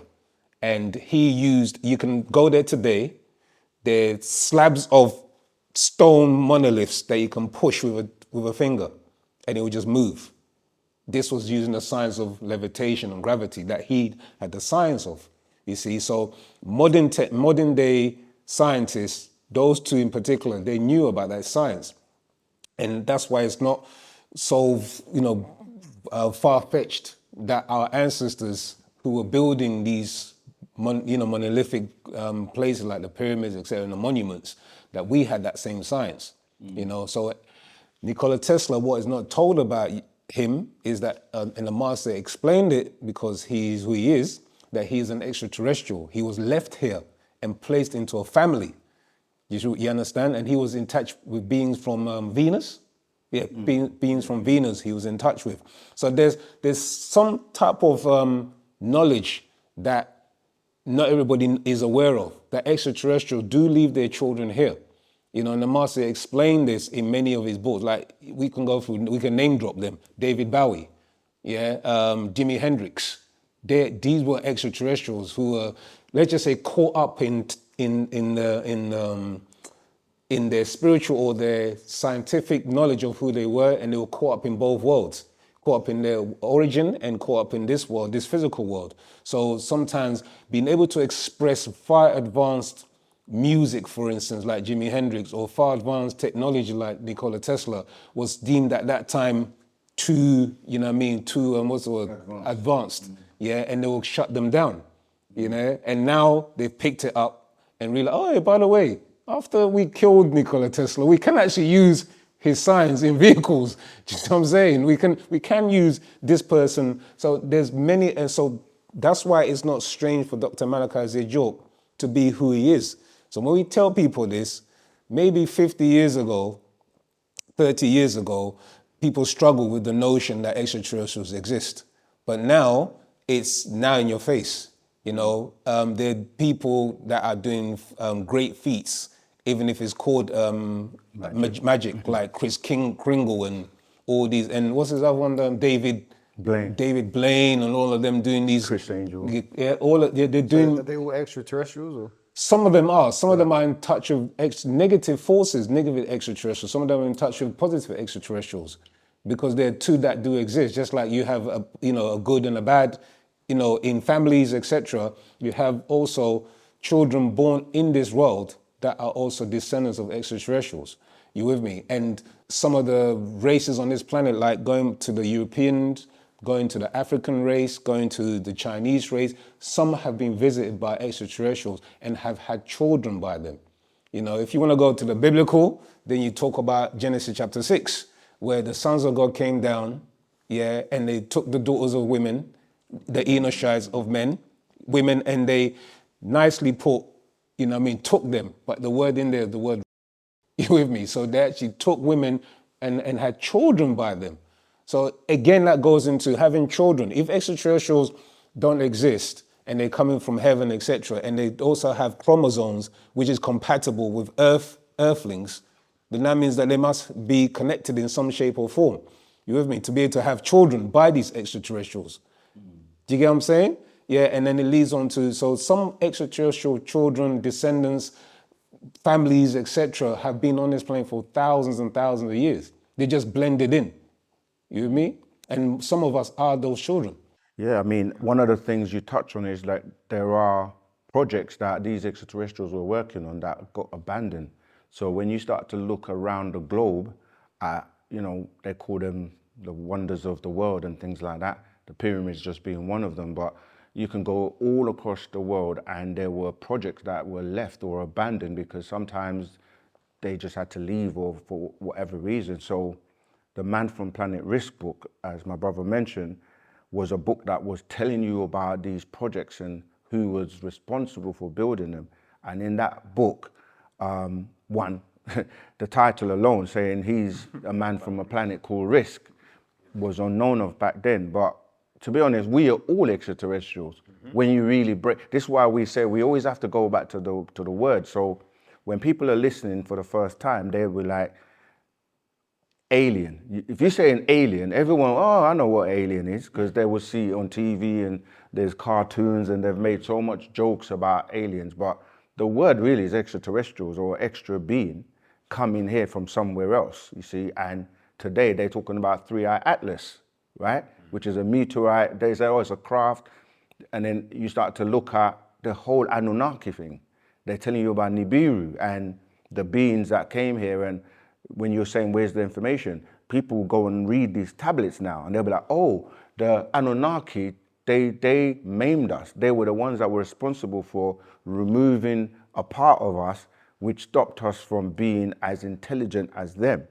Now you read that and then you go to the Bible and it's like, oh, you're not allowed to eat from this tree because it's a tree of what? Knowledge. Yeah? So these gods, angels, whoever's in the garden, they say it's God, he's telling you you're not allowed to partake of this thing because when you do, your eyes are going to be open to know good from evil. So it's all about control when it comes down to the people that have the knowledge and the information want to stop those at the bottom from having that knowledge and information so that they can control them and keep them subjugated so they can enjoy, you know, the palaces and the wonders of the world, whereas average person can't tap into themselves to say, you know what, I also have God in me, so I'm also an extraterrestrial, because to have God within you means you got a part of a being that is not on the planet, which means an extraterrestrial. But that being happens to be able to come down and have children. Or his son, Jesus, right, was born from a woman. So how do you tie the DNA to him being his father and all of that? Then they will say, not a father like that. He's special. Yeah. But then Jesus says, our Father, not my Father, in the Lord's Prayer, right? Pray in this manner. Our Father who art in heaven, hallowed means holy is his name. His kingdom come to earth. How is a kingdom going to come to earth? This is where we start to look at the crafts. The crystal city mentioned in the book of Revelations, the Nibiru story, and all these crafts, orbs that we saw throughout 2024. So the extraterrestrial thing now is not as, you know, like mysterious as they used to make it. You've got the United States government. You can go on YouTube now and there's always a live channel talking about UFO disclosure. You know, so yeah. So you think the government's holding quite a lot of information Definitely, yeah. back from us? Yeah, so I want to say, they're playing, this Three-Eye Atlas thing, they're playing on the ignorance of the masses. They let you know what they want you to know. They know about extraterrestrial intervention since before Roswell. There's a guy called Dr. Stephen Greer. He says that, and other people you go on YouTube, they say that they got crafts going back 1954. I'd say even the Philadelphia experiment, that's also in math and planet risk due to investigation. They got crafts. They got crafts. They reverse engineered the crafts. Now they're displaying that, well, in what they call Area 51, Area 51, etc., etc.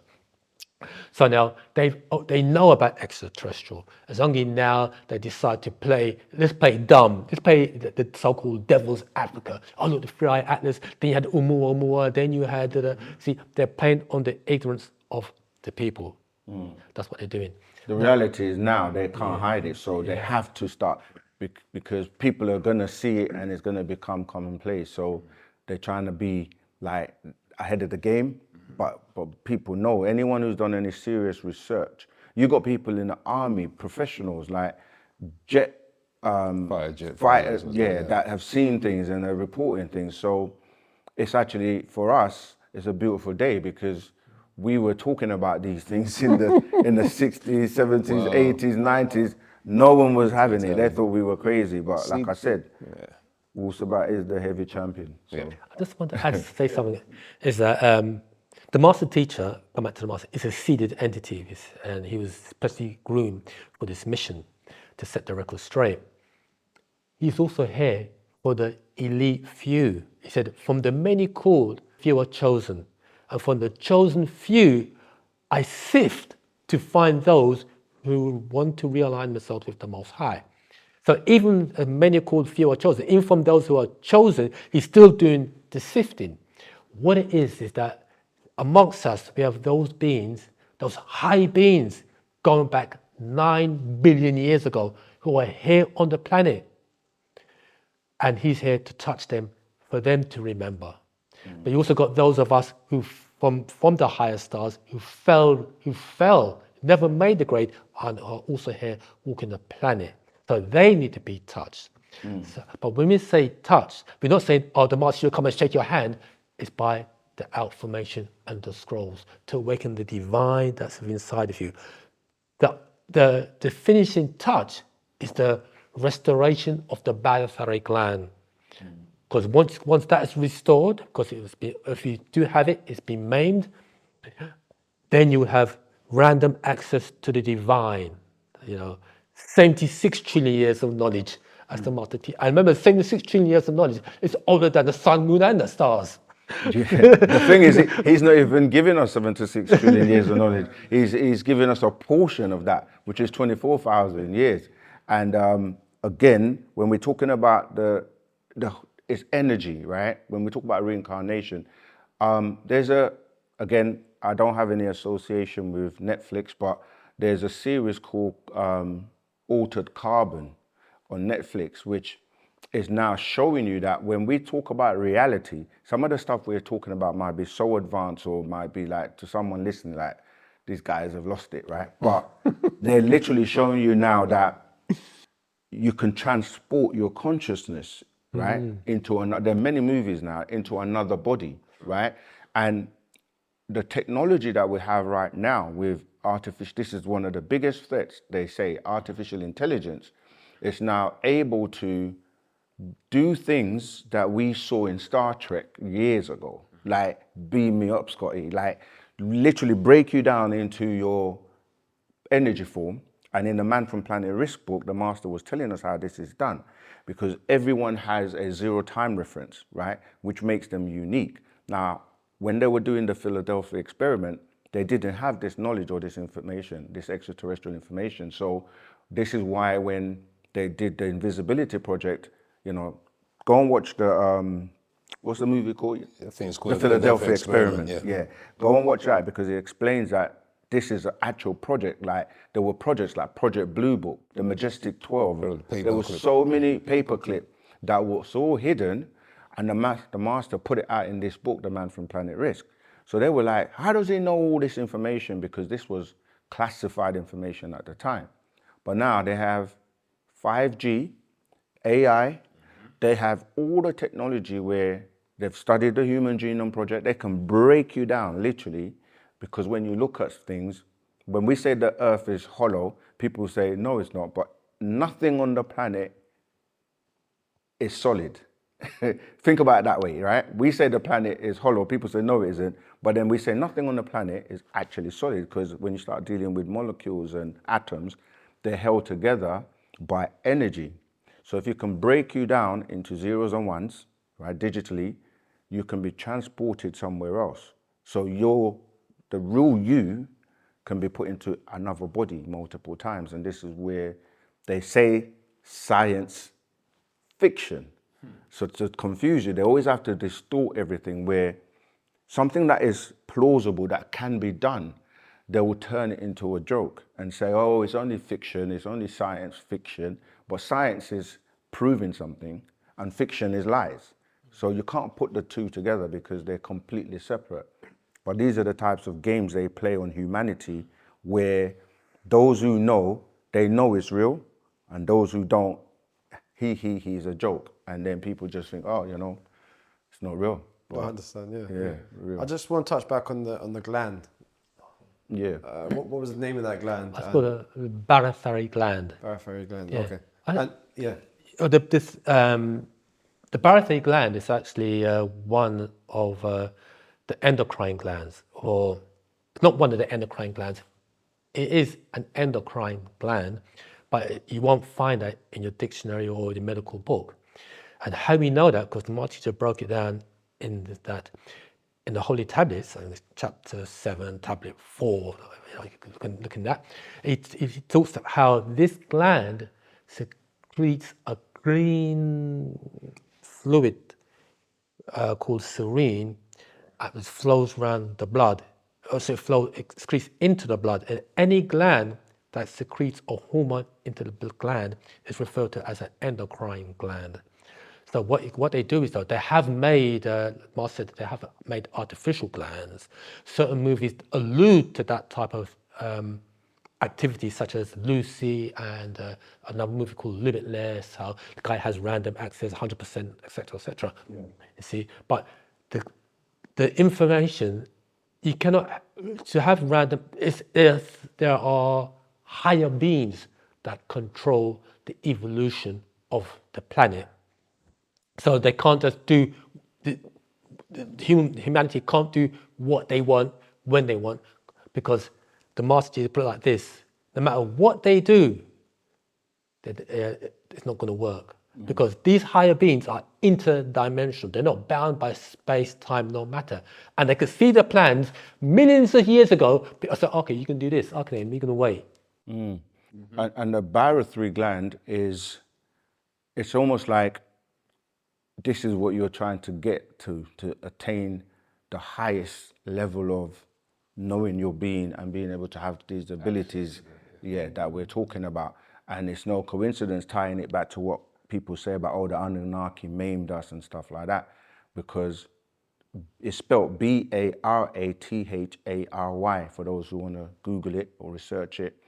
And the Master did say back then that there's going to come a time where he's going to teach us information and take us to a level that no one on the planet or scientists won't know about. And that's what makes him a visitor to this place, because everyone is familiar with the information here, but he as a visitor is always able to tell you about things you don't know about or take you to levels that you don't know about. So what it is that everyone says they want to go back to the kingdom or go back to heaven, and they put it in religion in a way like, if you're good, you're going to go to heaven. If you're bad, you're going to go to hell.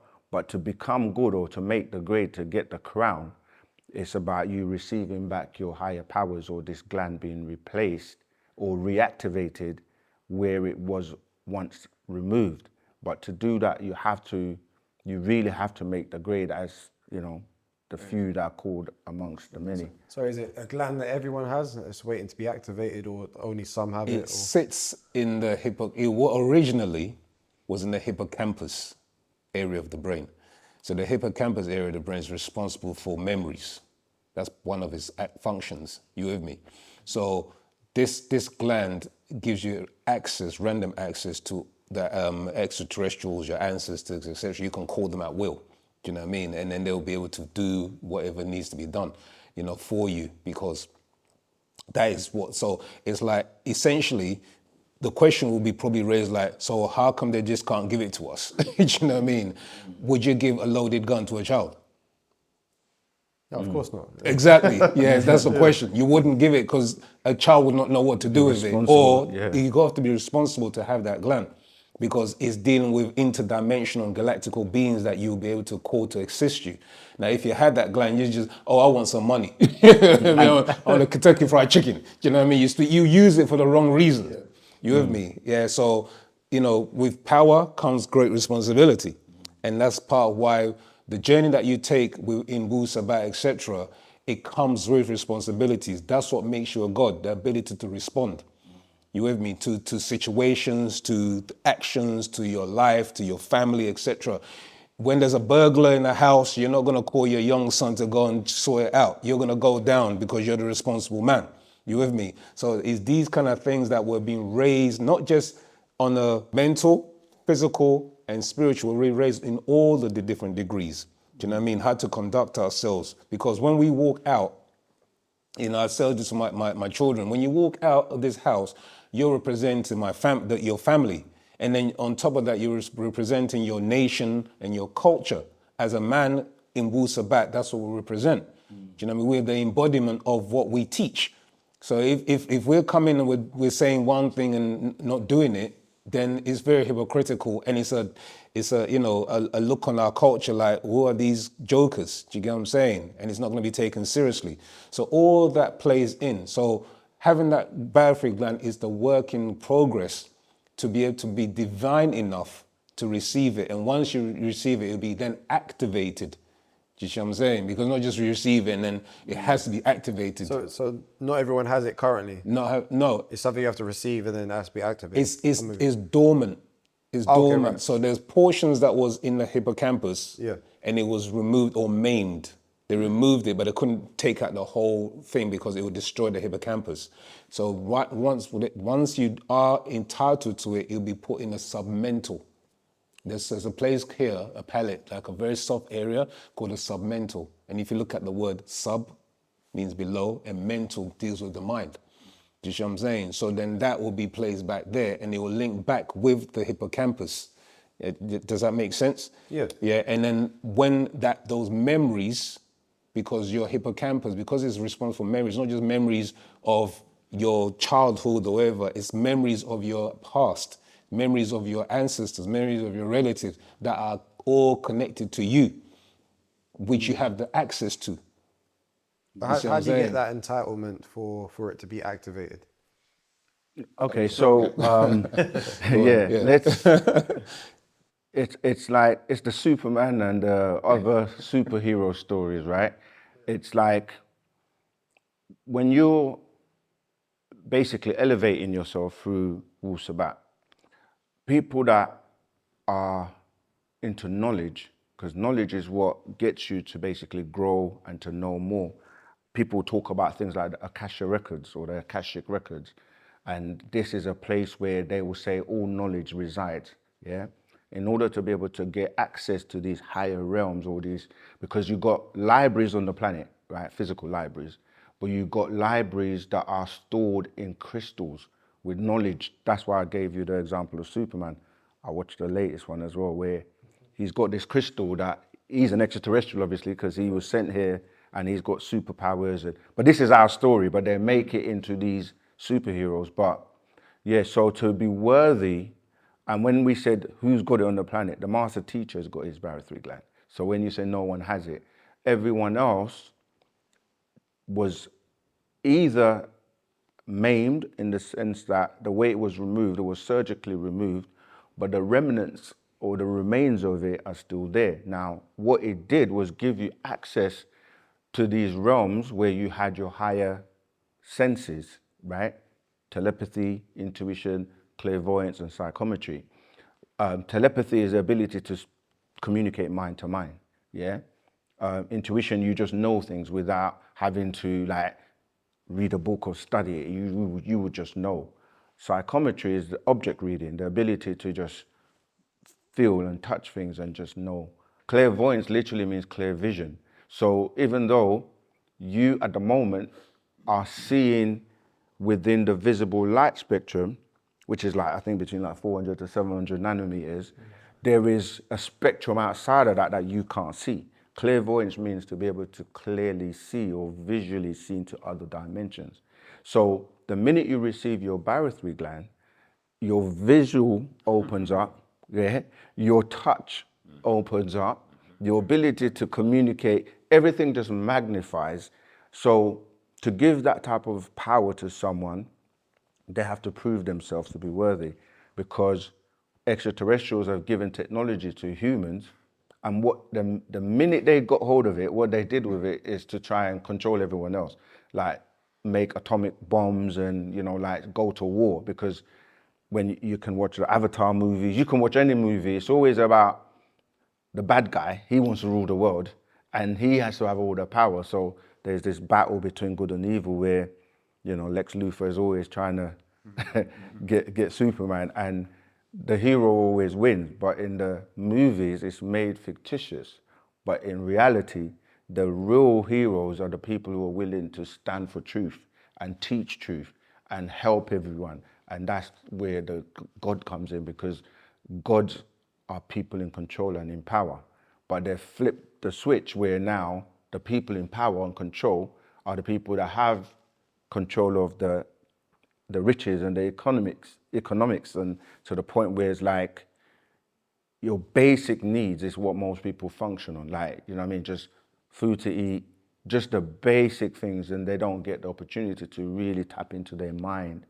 And like I said, that movie, you know, like Lucy, Limitless, yeah, Carbon, Altered Carbon, all of the movies, this is where I was saying about they make into entertainment, science fiction, all the serious stuff that you can actually have access to, they make into entertainment. Whereas real scientists, people like Elon Musk, they got companies called Neuralink. Neuro deals with the neurons and the synapses of, you know what I mean? And that's brain power. Where it's like, they don't want to do the work. They just want to create a chip, put it in your head, so you take a shortcut.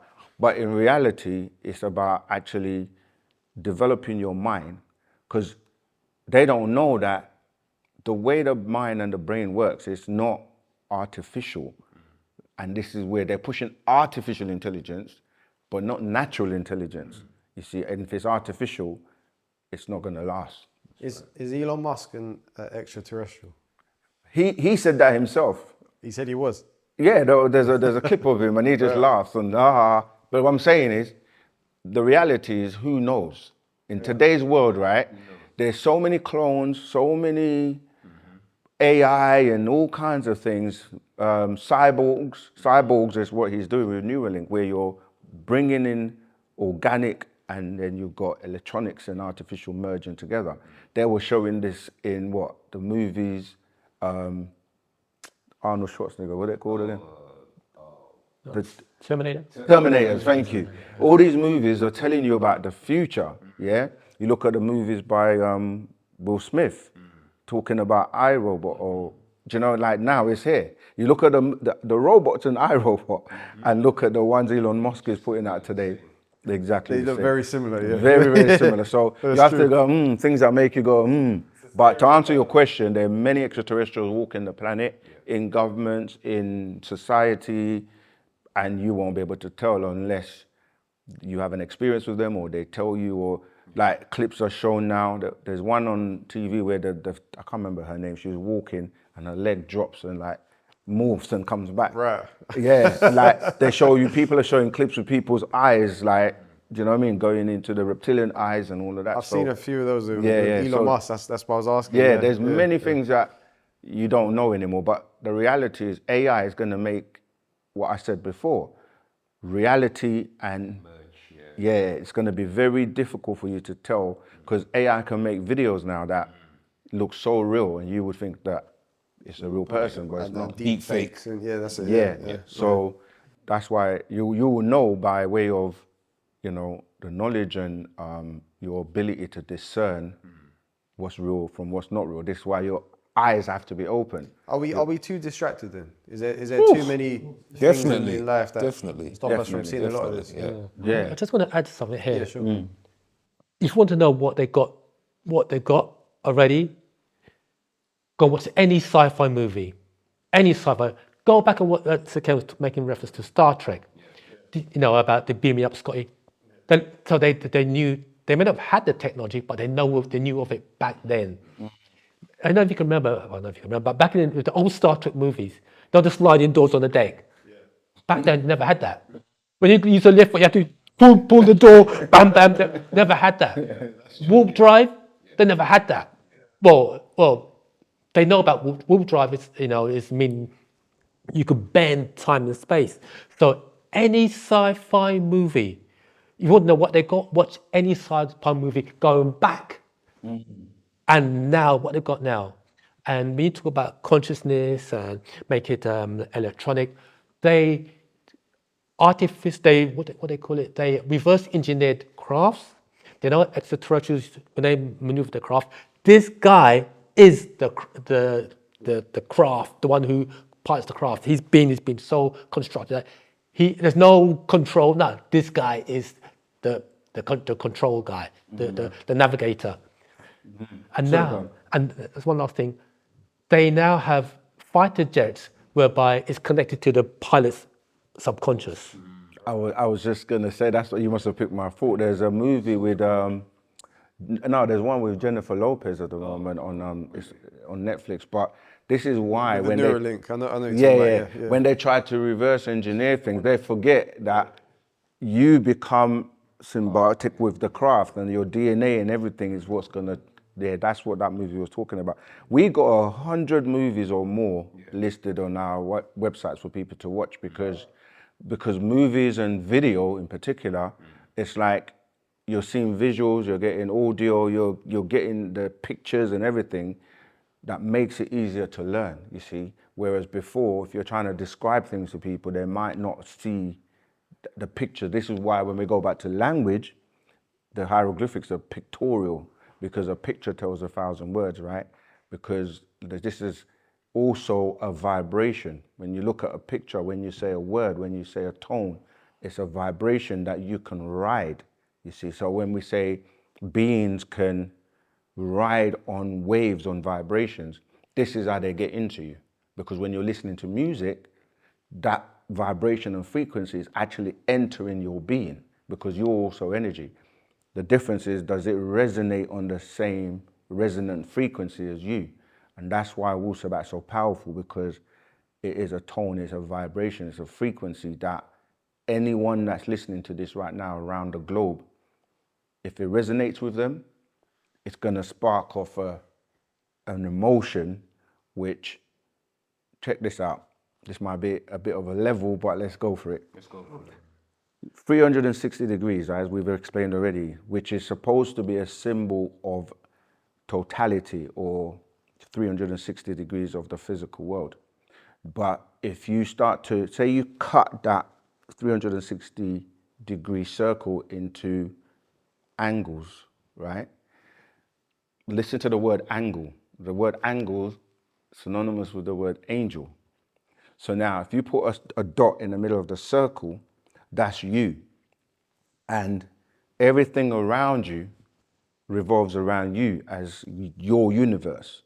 And each one of those angles, no matter how small you chop it up into the different angles, is all around you, right? So really, nothing exists if you're not there, right? So that basically means that you are God, and the angles surrounding you are the angels that are revolving around the throne, which is revolving around you. So take that from the physical and now take it to the spiritual, and it's the same, but everything we have on the physical, we have a counterpart on the spiritual. Now, what the devil or those that want to distort the information do is they give you a counterpart on the physical. So there's always, like you said, a distraction. So you say one thing, they'll give you an exact opposite to that same thing, and people get lost and confused because now you have to choose between the two things. So if you don't know how to choose, you're going to choose the wrong thing. So when people are crossing over, right, from this realm to the next realm, they get confronted with a situation where they have to make a choice. And people will say they see a white light. But this, now, if you don't know what that is, it's going to be like, come into the light, come into the light. People are going to look at that as an angel, right? Because you've been indoctrinated and taught in this physical world that angels are full of light. They wear white robes and they come to you and they show you the picture of Jesus or whatever. Now, when you're in that situation of crossing over, you have your ancestors there, but you have this being of light or an orb-looking type of being, and you're going to think, go into the light and not go towards your ancestors. But the light or that just brings you back here again. So your soul will never evolve and go to the next realm because you keep looping, keep coming back. And that's what the distractions are designed to do, to cipher your energy and keep you here, to keep being a battery basically for this system. Whereas your object is to leave here and never come back. You're saying at the point of death, you'd have 2 options. Yeah, you'll have choices. Right. Yeah. So if you follow your ancestors, where does that take you? Think about it. Do you trust your family, your ancestors, people you know? Majority of them anyway. The ones I know. Exactly, the ones you know. Yeah. But even the ones that you don't know, this is the thing about what Dr. Malachi Zejok has explained to us. Even the ones that you don't know, because you're connected through what is called a spiritual cord. The brother explained that it was a etheric cord. Yeah, that spiritual cord is all your blood relatives, the ones you don't know and the ones you do know, who are there on the other side, who have transitioned on the other side, are waiting to help you through. So where is the other side? Right, so you have different planes and different dimensions. So depending on how strong your spirit essence is, you have relatives on different dimensional levels. And when you get there, as long as you made a connection with them, and this what goes back to the rituals that we teach in Wu-Sabat, we teach that make a link back to them. As we have what is known as an altar or some final, place where you go and you have pictures and images of them. Just like in ancient times, we had the hieroglyphs or the pictures of our ancestors. Likewise, modern day time, you have your ancestors' pictures or your relatives' pictures, great-grandmother, etc., there where you can communicate to them because it's a gateway to them. You understand? So these are portals of what has not been explained, in society, or they show you in movies anyway, especially horror movies, that there's always a gateway and there's some kind of evil force that wants to take you and, control you or take your energy. There's also gateways that you can connect with your ancestors as well, and calling on their names and things like that if you do on those practices, you start to make an etheric link or a spiritual link with them. So now when you do transition, just like, the master gave an example. When a mother is carrying a child, when she gives birth to the child, there are doctors and nurses, etc., on the other side or waiting to receive you. Do you see what I'm saying? And then take you to the swallowing, you check that you can breathe, etc. On the spiritual side, you have the same similar thing where when you're born in a spiritual essence, don't think spiritual like the essence of you is as much physical there as it is here. Does that make sense? Yeah. So because you have that same vibrational level, you will be with them in that realm, and they will help you, guide you to the next part of your journey. You understand? But they teach you in religion, you're going to meet the light, God, etc., and then that is the wrong misinformation. So is it similar to, I'm not sure if you're familiar with the Spanish Day of the Dead. Is it similar to that? Similar to that. There's a movie, Coco. Actually, Yeah, exactly. It's just like the way we live here and whatever you experience here, it's just like you're doing that in another dimension or in another realm. And when we talk about the etheric cord and, you being able to travel or connect to, it's like you have another existence. When we say, it ties into the reincarnation topic we were talking about, because when you have people like the Dalai Lama or all these people that are here, such as Sai Baba, and people that they say the same thing, like their reincarnation of, do you know what I mean? But people don't relate to it because you get a story of this place called heaven, right? Which this is what we were saying before, that you have a fictitious one, like you're going to heaven, but they don't go into the detail of what is heaven and what you do there. Now, depending on your involvement in the way you've evolved, you can live an entire experience or another existence in another form, which is you. But you've come here, I'm sure you're familiar with the term fractals. So you are like light. When you look at light, you might see light like that, but it's really, if you really study, it's particles of photons, right? So you're the same in the sense that you're in multiple places at the same time and existing at the same time. In this one, you're having this physical experience. But in the next realm, in that, because remember that the environment you're in will determine the form you take. Like my brother was saying, like you need that 46 chromosomes to be here and to basically grow and evolve, where you get 23 from your mom and 23 from your father and so on. In that environment, if you don't need to move in the same way that we move here, like for example, the Ethereans that we're talking about, our ancestors, Panatharu, they use their mind. If they want to go and move from here somewhere, they just think it and they're there. So this is the concept of teleportation, like we were saying again, when we say breaking you down into a light being, because light travels at a speed, right? People say the fastest, like 186,272 feet per second or whatever. But within darkness that it cannot escape. This darkness is what we are as etheric beings or ether, where we become one big being. And these higher mysteries or knowledge from our ancestors have become watered down into dogmas and into religion, and they're trying to explain things like heaven, like soul, like spirit, like things that we as the originators of the information were able to just teach in these schools. So you learn alchemy, you learn levitation, you learn teleportation, you learn all of these things as a part of your curriculum. But in schools and now educational systems, they've compartmentalized them, so you're only learning one thing. You can't tie it to the next thing. Like you're learning about your finger, but you don't know how the finger is related to the hand and the hand is related to the rest of the body. So you don't see it as all one and one connected. This is what we call Pa'ut, or the all. Yeah, the all in all. So we are all fractals at different vibrations at different levels, but our journey is to go backwards into being with one with all. Can I just ask, you said there's two options at death, so you've explained the one with the ancestors. What would be going into the light option? Coming back here again, right? Repeating this loop, that's what I'm saying. And now people are... Reincarnated or? Yeah, it'd be Yeah, you could call it that. that. Yeah, because even like now people are talking about the moon is, the master broke down to us what the moon is for, but people are telling you now that you have beings or greys that utilize it to keep you dumbed down so that you can keep recycling. And the master already explained to us in the master's secrets that we didn't used to come here and keep reincarnating. We used to come here once, do what we have to do, go, and then come back.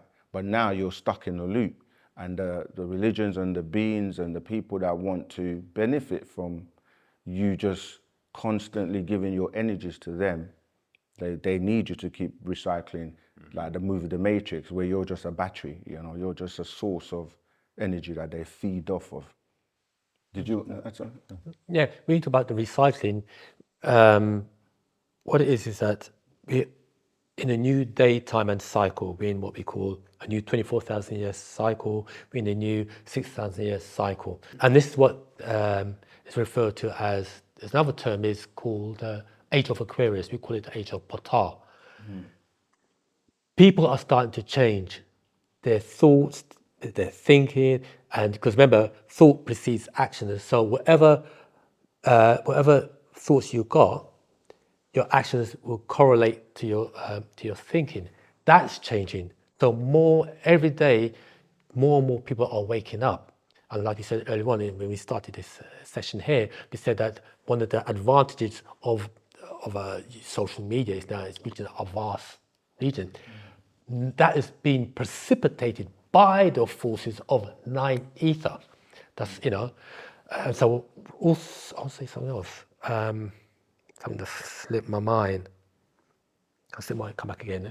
No Say something. problem. Yeah. So I've got another question. I've got loads of questions. Yeah, already. man. No problem. Before you ask the question, how are you Yeah, finding what you're hearing so far? Oh no, brilliant. It's quite interesting for me. It's always interesting. I've had a couple interviews and sessions with you guys. But there's always more questions. Yeah. So my mind works as in anything you say to me. Yeah. It just triggers another automatically- thing. I'm not even halfway through my question. Oh, That's what fine, point man. you finish? You know what I mean? I think I hope we've answered it satisfactorily as well. Oh no, of course. It's always in a lot of depth. Yeah. Which then kind of helps me. Sometimes you're answering my other questions in advance. okay. Right. Because you're covering so much. Right. It does help a lot. Yeah. Yeah, but we're happy to, go as much and as far as you want us Yeah, to we can go deep, wide, Have you- all the depth, 360 yeah, angles. seriously. And we're students, remember that. No, of course. We're yeah, students. The master teacher would, he'll walk you on a... I just want to say something else. Have you heard anything like this before? Only with Sakim. Yeah. So outside of that, Sorry. outside of what Sakana No. I mean, no. I mean, personally, I'm Christian. but have you heard of this type of? No, not until I met you guys. Oh, no, okay, definitely right, not. yeah. No, definitely not. So it's always interesting. Yeah. I think the And fact- what's interesting about that, because when you say I'm Christian, Yeah. people think we're not Christians, right? But the difference is we studied Christianity and lived Christianity to the highest level you can take it. And we did that with Islam, we did that with Judaism, we did that with Egyptology, we did it with everything, because as a master teacher, because people will think we're separate, we're not. That's why I said about, even though we used the name the Holy Tabernacle Ministries at one point, when we were going through so-called religion, none of what we've learned is thrown away. Because if you break it down, if you say Christian, there's so many different Christians on the planet right now. You still have to ask the question, what makes somebody a Christian?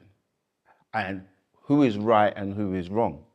Because, like I said, there's always distortion. Anything you can say the positive to, there will be a distortion of the negative to throw you off. So a real Christian, this is where the language comes in again. But if you ask somebody what makes you a Christian, they will say, I follow Christ. Really, that's where the Christ Christian comes from, right? You follow Christ. And then you say, okay, what did Christ actually do? Do you live according to what he taught and what he did? And the reality is most people that are calling themselves Christians today didn't live in his day and time or practice and do the things that he did. So then would you still call yourself a Christian? Or are you calling yourself a Christian based on what has been now made popular to be a Christian or a Muslim or a Jew or whatever? I'm saying that to say that all of the people who read and follow actual facts or truth, right?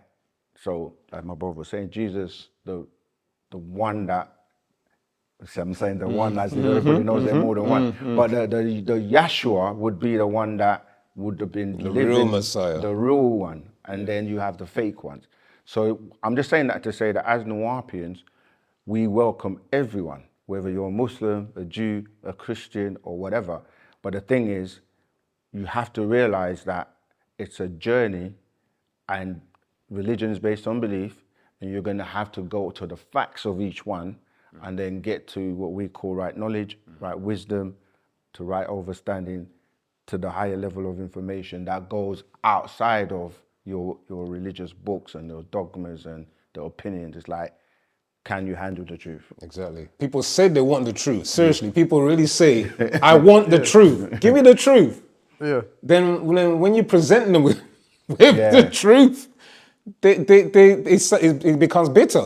Yeah. Because then they have to now drop certain things that they've been accustomed to, indoctrinated into, you get what I'm saying? And then it requires work. And trust me, religious people or people who have a particular faith, they skip past certain things because it means responsibility.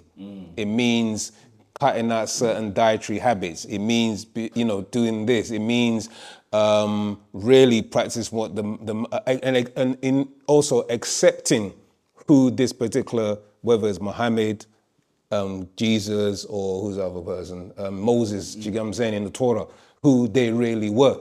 Do you get what I'm saying? And then you will know. You get what I'm saying? It's like it's easier for you to just go to church on Sunday, but then do everything else, like eat anything, drink, smoke, go parties, dress how you want to dress, and do all the things you want to do, but not what you're claiming the person you want to follow was doing or telling you to do. I understand what you're saying. Yeah. But isn't that the similar situation of having someone who follows Wu-Sabat but is not following 100%? Because I'm sure you mentioned there's a transitional stage. As well. Yeah, of course. Everyone's at different levels. Yeah. But Wu-Sabat and Patrat is the way. It's like if you want to get the best outcome, then you're going to do that. But what I'm saying is that, like, for example, if Jesus said, don't teach or don't eat pork, for example, if you like pork sandwiches or bacon sandwiches and you still eat it, then are you really following what he's teaching you to or not? But you're right that it is work in progress, and some people will say, yeah, they're working their way to giving it up or whatever, and it will be the same for anyone. But I think the difference with Wu-Sabat is that when you deal with things based on facts, and what it aligns you with. Yeah, you hold yourself accountable. Yeah. You can't fake the funk. Yeah, it was the devil that made me do it. It's the same with Christianity, though. You should be holding yourself accountable. Yeah. Definitely. Because of sin. Yeah. Ah, there we go. See, You see. Were you gonna jump in? Yeah, let's quickly say something. Sure, yeah. It's what the master says. we'll come back to the sin. The sin. Master said, once on receiving this right knowledge, you can't claim innocence due to ignorance. And it's another thing that's said, it's also that the more educated I become, the less excuses I can make. I mean, can we go back to the sin thing? Yeah, again, because if we ask the question, where do you learn about sin? And what is sin? You see what I mean? Like, It's going from the against Bible. what God wants you to do. Okay, see? But you're God. That's a different opinion, that one. No, because I'm saying, What makes you a God? okay, knowledge. Remember what it said in the garden? Knowledge.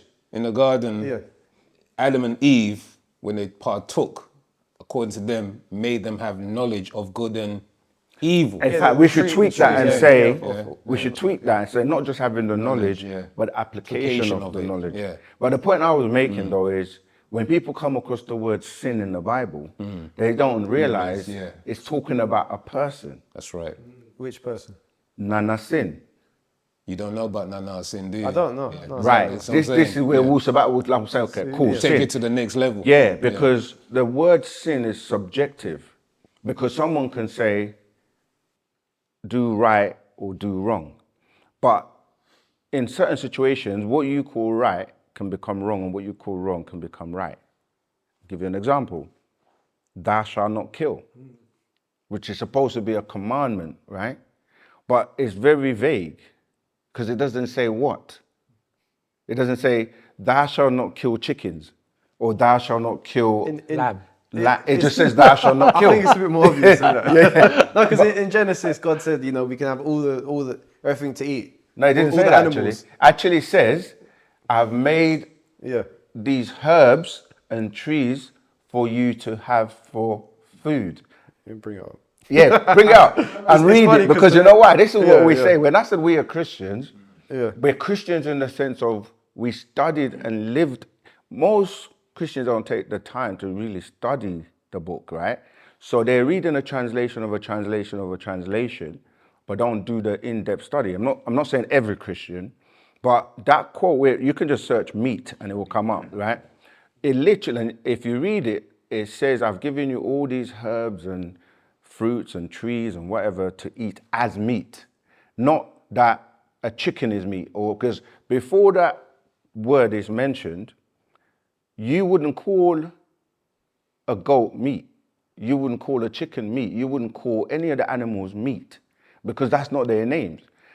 What a human, a man has done is taken an animal and say, we're going to eat you, and now call that meat. But in that quote, it didn't say. No, I understand. You're You referring follow to, what I'm saying? You're referring to Genesis You can read it if you want. 1:29, where it says God initially gave us only plants and seeds as food for humankind. However, in Genesis 9:3, God granted Noah and his descendants permission to eat all living things for food, but with a crucial restriction that they were not to consume the blood, as it contained the life of the creature. There you go. Right. Yeah. But So the I think blood that's is the still. permission to eat. No. It See, said there- blood. there- Don't there's- eat the blood. It's just said. No, it's not even that. It's not even How can you that. eat the animal without the blood? Of course you can. Yeah, you drain the blood. Or Do you know what it is? eat the Let me meat. let you Yeah. finish. Yeah. Yeah. We told you Wu-Sabat is on levels. You're talking about two. Remember we talked about God and the brother mentioned about Eloheem. You're dealing with two factions here that are within your scriptures but seen as one character. So the God of the Bible in Genesis 1 is not the same as in Genesis 9. It was one of the Elohim that was speaking to Noah at that time. You understand? So unless you know the deeper meaning or language, you won't see that. So you believe there's more than one Elohim in this situation? Not even believe, we know. The word I Elohim. know you don't use the word No, but I'm saying the word Elohim means plural. Beings. The Yeah. word Elohim is a plurality. It's not a singular. And Right. what man has done by way of their dogmas and translations, mistranslations, toe tack, they've condensed it into a singular character called God, which is a German word. Do you see what I'm saying? So it's not even a Hebrew word even.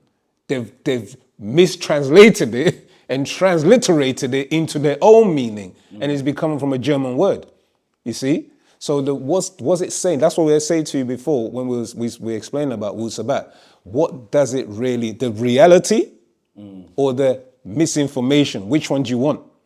The reality is that there was more than one being in your Genesis story that were given instructions. Your Genesis chapter 1, we're talking about Yahweh Elohim, who was the disagreeable. And the one in Genesis, or one of the other, the ones, basically when you're saying Yahweh, it's a Chaldean word.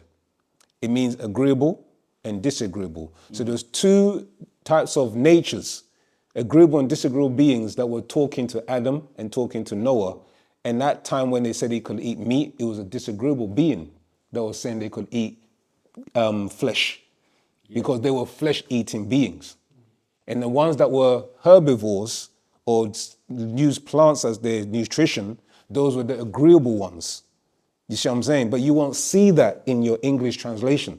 And that's what we're saying to you, that if you want to be a good Christian or a Christian that knows why you're following this book, then study in its original language and know who's talking. And tying that in is so simple to the Adam and Eve story in terms of eating to know the good and bad. That's literally talking about the agreeable Yahweh, or because Yahweh is agreeable and disagreeable.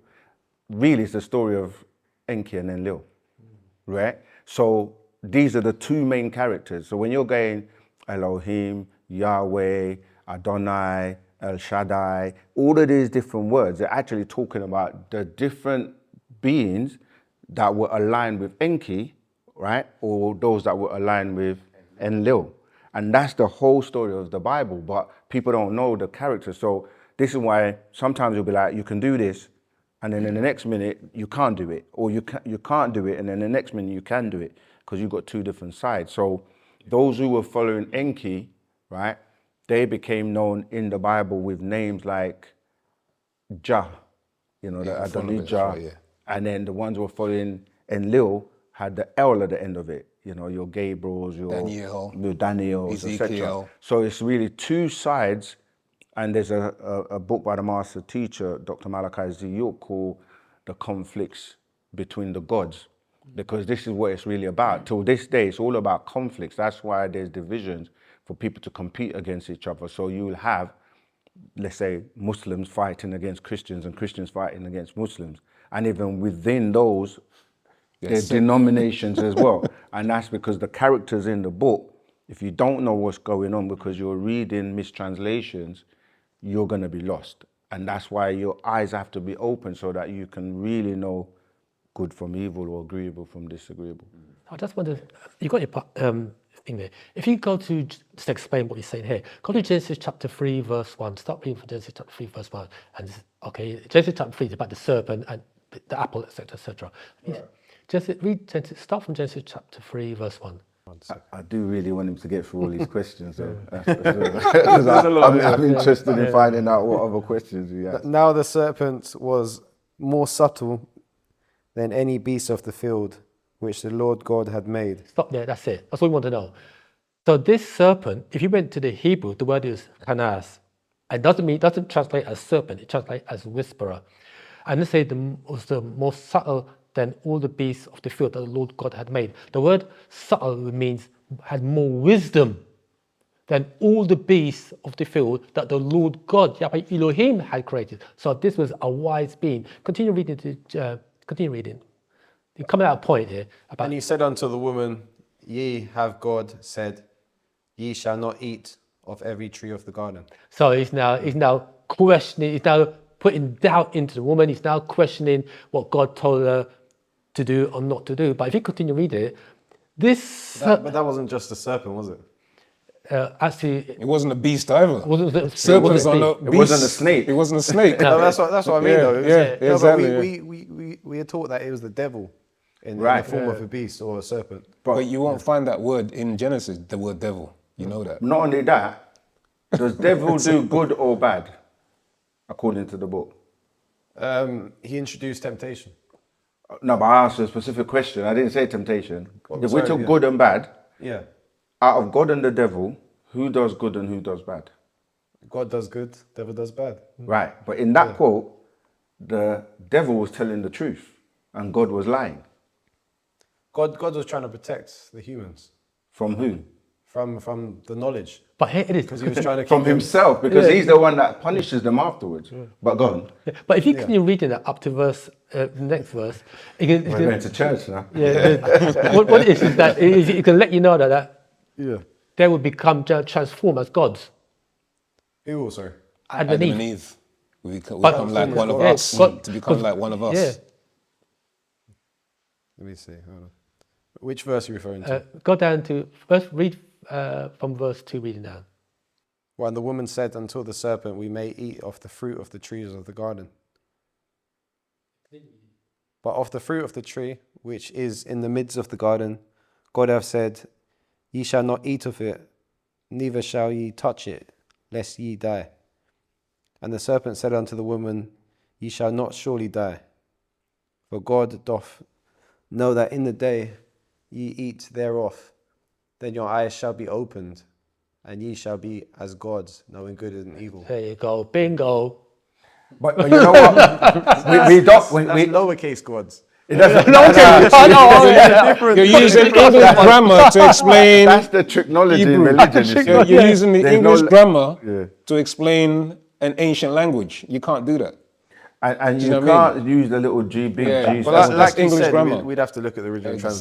translation. Yeah. Exactly. But this is why, Yeah. after this, I'm going to have to speak to OSM. No worries. And we'll look at getting someone in Yeah. who has great That's knowledge fine. than me. Cause, That's fine. I mean, you guys are master teachers in your own. Yeah, that's Whereas fine. I'm That's not. fine. Yeah. Which I'm Not only that, honestly, when we start going into religion, it just brings us back down to the lower vibrations of Vibrational, stuff yeah. we've kind of literally moved on from years ago. But you do mention the Bible. Yeah, we do. That's what I'm saying. But So do you- it's kind of like You think it's true?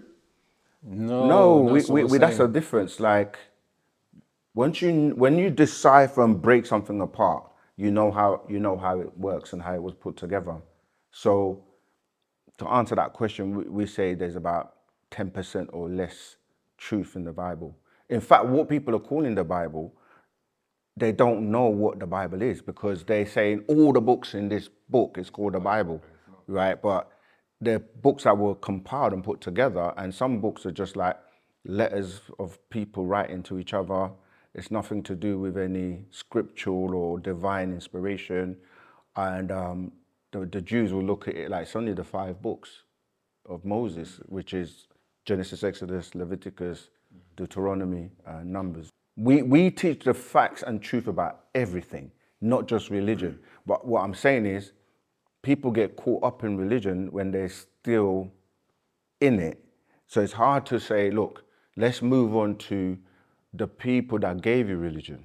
It's like there's a puppet master and they have a reason for giving you these books and giving you this religion, because they are above looking down and using that to control you. This is why that quote is literally saying, you will be like God, right? So you will know, you see through the games basically. You'll be able to see like God doesn't want you to be like him.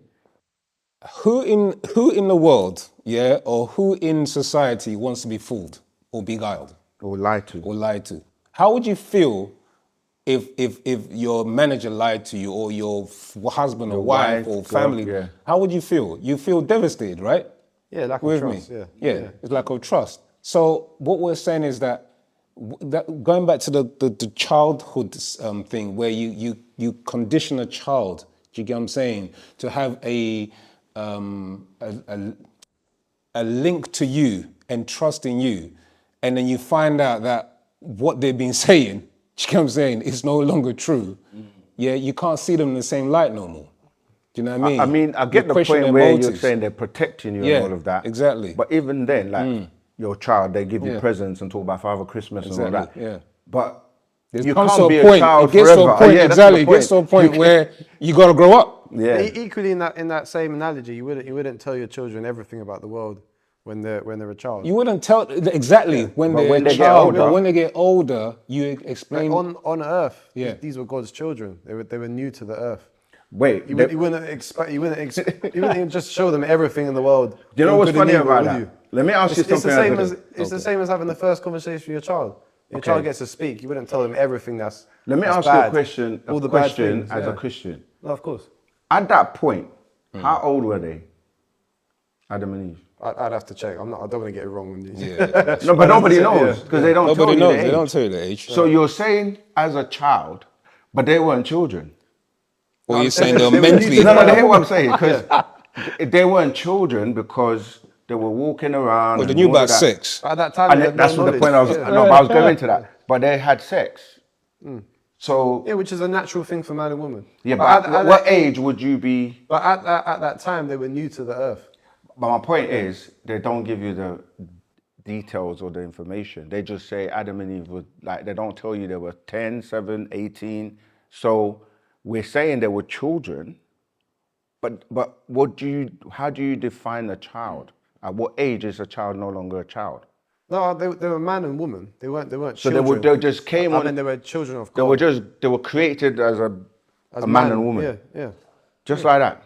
Of course, it's God. You see, You see that? you see how easy. You say So it's to God. you would say it's God as if to say God can do anything. That's what you were saying, yeah, right? of course, yeah. But then when we as Nuwapians or Sabians say he can't, and what would you say to that? There's many things I can ask you, which Okay. would be confusing to me, of course. No, but I'm saying the Yeah, fact yeah, that you will say he can do anything, Yeah. we would say, okay, then if he can do anything, yeah. we will put him to the test, and then he can't do it. Have you tested God? Yeah, I could say, okay, let me make it simple. Do you communicate with God? Yeah, So he can hear you. Of You, course. you can talk to him. yeah. Okay. So if you were to ask him to do something, would he do it? That depends. Yeah. Okay. If we say we want him to get rid of the devil and the evil and all the murders and all the and the diseases and all the things on this planet that are making us divisive, not get along, would he do it? Could he do it? Why are you doing Could he this? do it? Of course, he could do it. Yeah. Okay, yeah. so if he Why can and he doesn't, Why doesn't he? there's a problem there. There's a lot of things to that though. It's not as simple as that. Why not? It is really very simple. very Because simple. he Of course can, he's God, he can do anything, as you said, course right? not. Why not? Because all right, so we can't. What's the purpose of evil on the planet? I can't. God doesn't want to control everyone, right? First of all, we have free will. You don't actually, because you get punished if you don't choose what he wants you to choose. Not follow the Who commandments. punishes you? God. You don't Yeah, follow the yeah, commandments. but I'm saying you still have the choice. You still No, have the no, you choice. don't. That's what I'm saying. course To you have do. a choice means I could do anything I want to you right now. Yeah. So Right- then right why now do I we're get having punished this for interview. it? I can choose to have this car or that car. Yeah. I choose that car, But there's a punishment but there's involved. a punishment. But you told me I could have Why whichever would there be a one. punishment for that car? Because he created hell. No, but there's no. You're gonna have to give me another analogy there. No, but I'm saying, remember, he created heaven. If it's That's not what, within God's will, that's why, like you said, we have the that's ten, what I'm the saying. 10 You're saying the commandments. same thing. If it's his Yeah. will, then it's not your will. If you choose to, you can choose to not follow the commandment. No, you can can't. choose- That's my point. Of Listen, course you listen. can. There's the car which But I then, call there's a there's a consequence. To that. Yeah, That's of course. right. That's what Yeah. I'm saying. You're saying Oh, what? yeah, of This course, is what yeah. I'm saying. Yeah. There's a place called heaven, which he created. There's a place called hell that he created. Yeah. If you're good, you go to heaven. If you're bad, you go to hell. But in order to decide, you have to make decisions, which is what you're calling free will, right? And he says you can do that. And you're saying to me that if I choose to do what he wants, I'm a good guy, I can go to heaven. But if I choose not to do what he wants, I'm a bad guy and I'm going to hell. Can I ask you the same question then? Yeah. Because you said, previously that you follow a certain way of life. There's certain things you believe in, well, not believe in. No, go There's on, certain yeah. things you follow, etc. Yeah. What happens if you choose to be a bad person as such? That's what I'm saying. Like, good and bad is subjective. So I'm saying, like, this is what God does. He makes himself look like anything good is my doing, anything bad is the devil's doing. So but then, yeah. I'm trying to answer the question. Yeah. And then, when people say, who's more powerful out of you and the devil, he can't say he's more powerful. Because if he's more powerful than the devil, You could get rid of him. he can get rid of the devil. So there's no need for the devil. But then, when people get in an accident or any situation where it's favorable to them, they go, oh, thank God. But when there's something where it's bad, they say, the devil did it.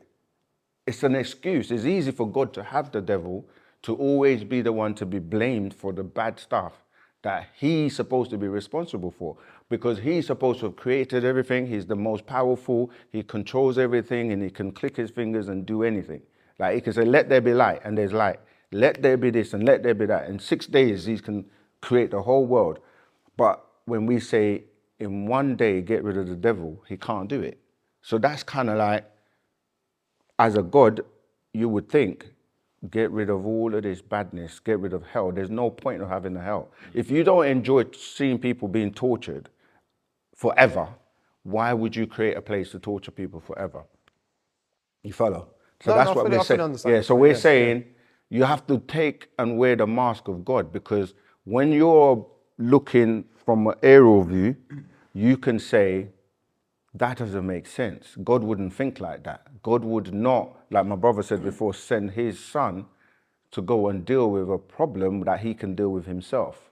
You see, that's why in our doctrine we say our God, Dr. Malachi, the your partner Babylon, loved us so much that he came down himself.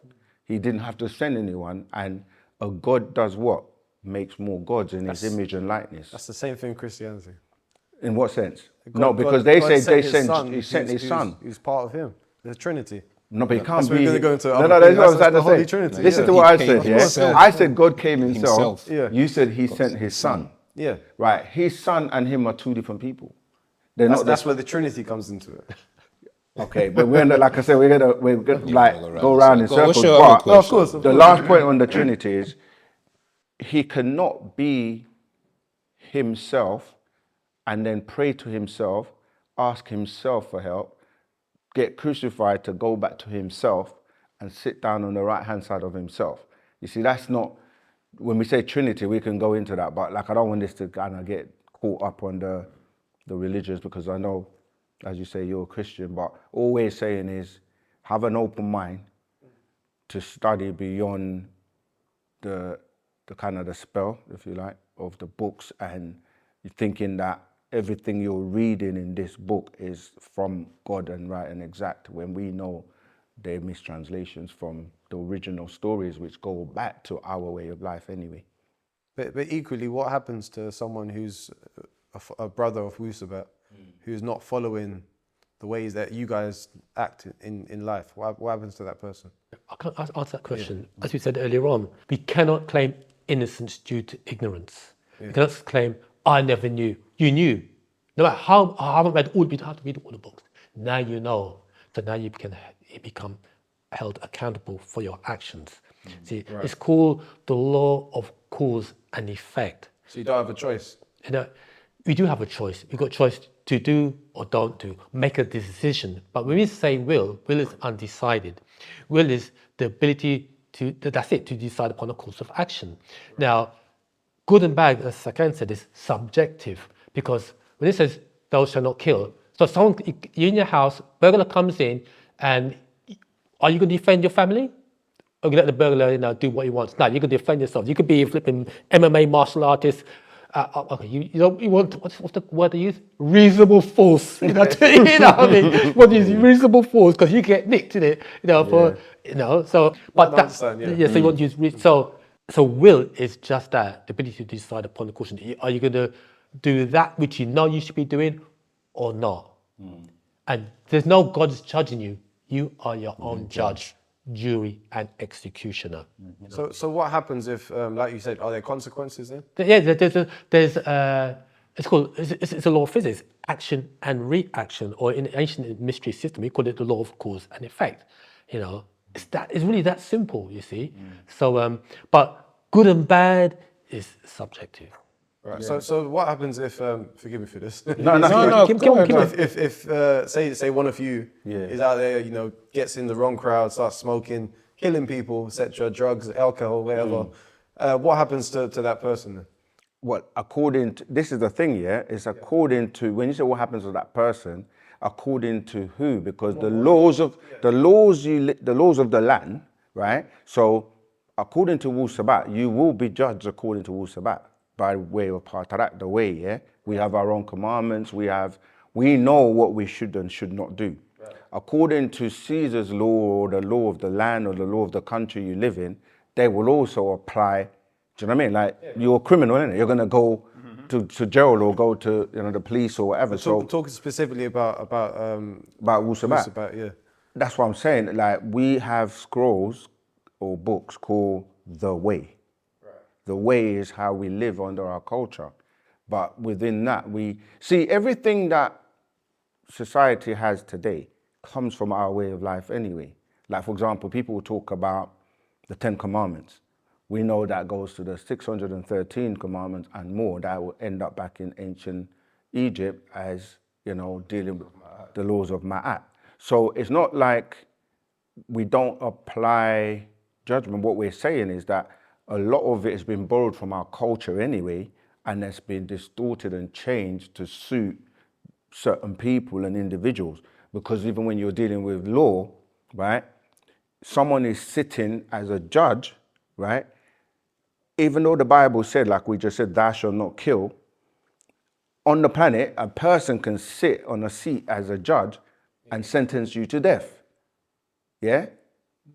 Death row, etc. So now, if the Bible says thou shalt not kill, and a person can judge you and send you to your death, who's in control? Who's the killer? Who's in power? You see what I mean? So but that's the law of the land, isn't it? Yeah.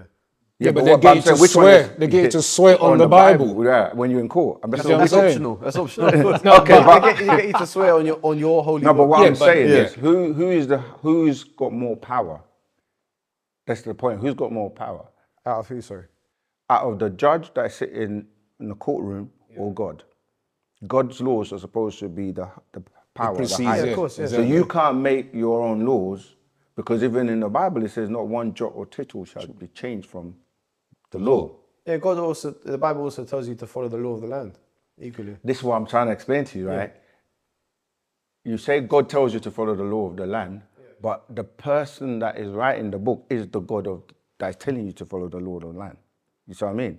Because what we're saying to you is, you can go beyond or before, outside there was a Bible or a Quran, and you still had culture and civilization. Like we're going to ancient Egypt, that wasn't based on the Bible or Quran or any of the books. Those are man-made books. And what we're saying is that what's being done to you is like you're being dumbed down and controlled, as you say, based on the land that you live. But then the people making the laws have rules and they have laws that don't apply equally to everyone, because there are some people that are outside of the law. May I just add to that? This law thing you're talking about, have you ever heard of the Code of Hammurabi? The what, sorry? The Code of Hammurabi. No. It's a Babylonian king ruler. The laws that you live by is based on the Babylonian code. Which comes from those. It comes from those codes. So it's an ancient law. It's not something that Europeans made up, because they went and studied in ancient Egypt. They studied these laws and these ways of things. It's just that, like Sir Ken said, they've adjusted it and reworded it in a way to suit their culture or for the purpose of control. You see what I'm saying? But the taxes, the birth certificates, all of that is from the Code of Hammurabi.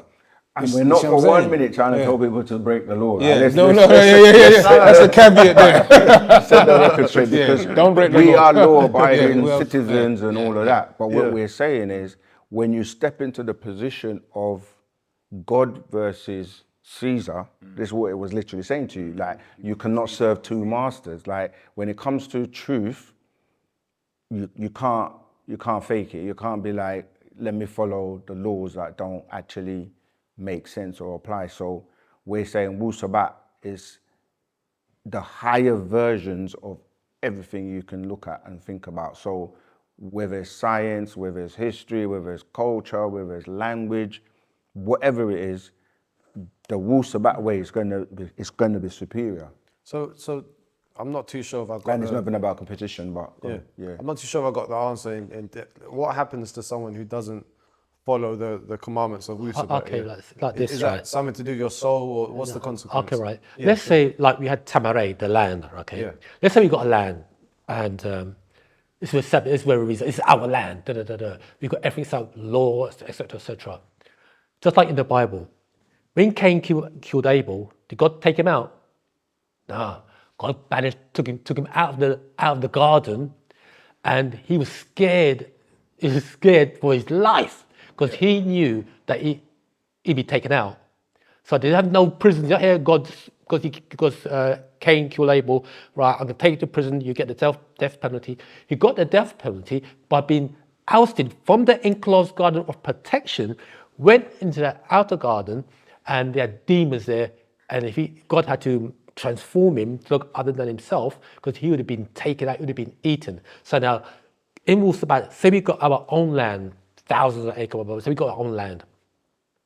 Somebody violates a crime, you'd be ousted from the land. That's it. So now that means you got to deal with what's out there. Yeah. Good luck. May God have mercy on your soul. No, I mean, with any sovereign nation, you have rules and laws and everything that you live with. We have the same. We have like the ethics, we have commandments, we have Patarak, which is our way. So there is a system where there are consequences. Do you know what I mean? We have, like Patarak deals with sexual violations. We have Patarak that literally covers everything we do. So when we say we're a culture and a sovereign nation, we basically address everything. It's just that when you are someone who is sovereign or under a different jurisdiction, this is where I'm really going to, like, where you're then being tried under another jurisdiction, under, like, this is where diplomatic immunity and all these types of things come in. Because if you're, say, from another sovereign, like you're from, I don't know, Russia or somewhere else, and you're over here, sometimes you have to be, sent back to your country, because you have to be judged within your laws. So what we're saying is Wu-Sabat does have a culture that covers everything you need to live, but it also has a way of life that brings about the most peace and harmony and growth and everything that you would ever have. But to practice it fully, you have to be in your own culture and your own environment. And when this is the thing about serving two masters, right? That's why when we were on our own land, and as a sovereign nation and as a culture, we're able to practice and exercise our own way. But where we're here, say in the West,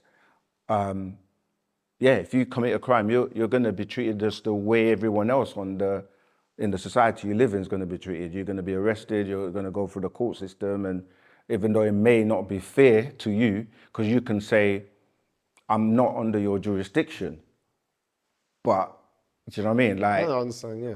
what do you do? I think what I'm trying to ask is, But on a spiritual level, definitely, because I was saying we're dealing with a lot of the kind of physical, but on a spiritual level, you won't elevate and you won't make the grade, and you keep coming back here, like we said before, where you have to relive and learn to make the grade. So this is why part of the reincarnation, where you have up to 24,000 times to perfect yourself, and after that time, that's it. You dissipate. You don't have any more options or any choices. so is that not punishment? No, it's natural. or it's like it's natural nature. You call it that, but it's natural nature. It's what happens in nature. Do you get what I'm saying? These are the natural orders of nature.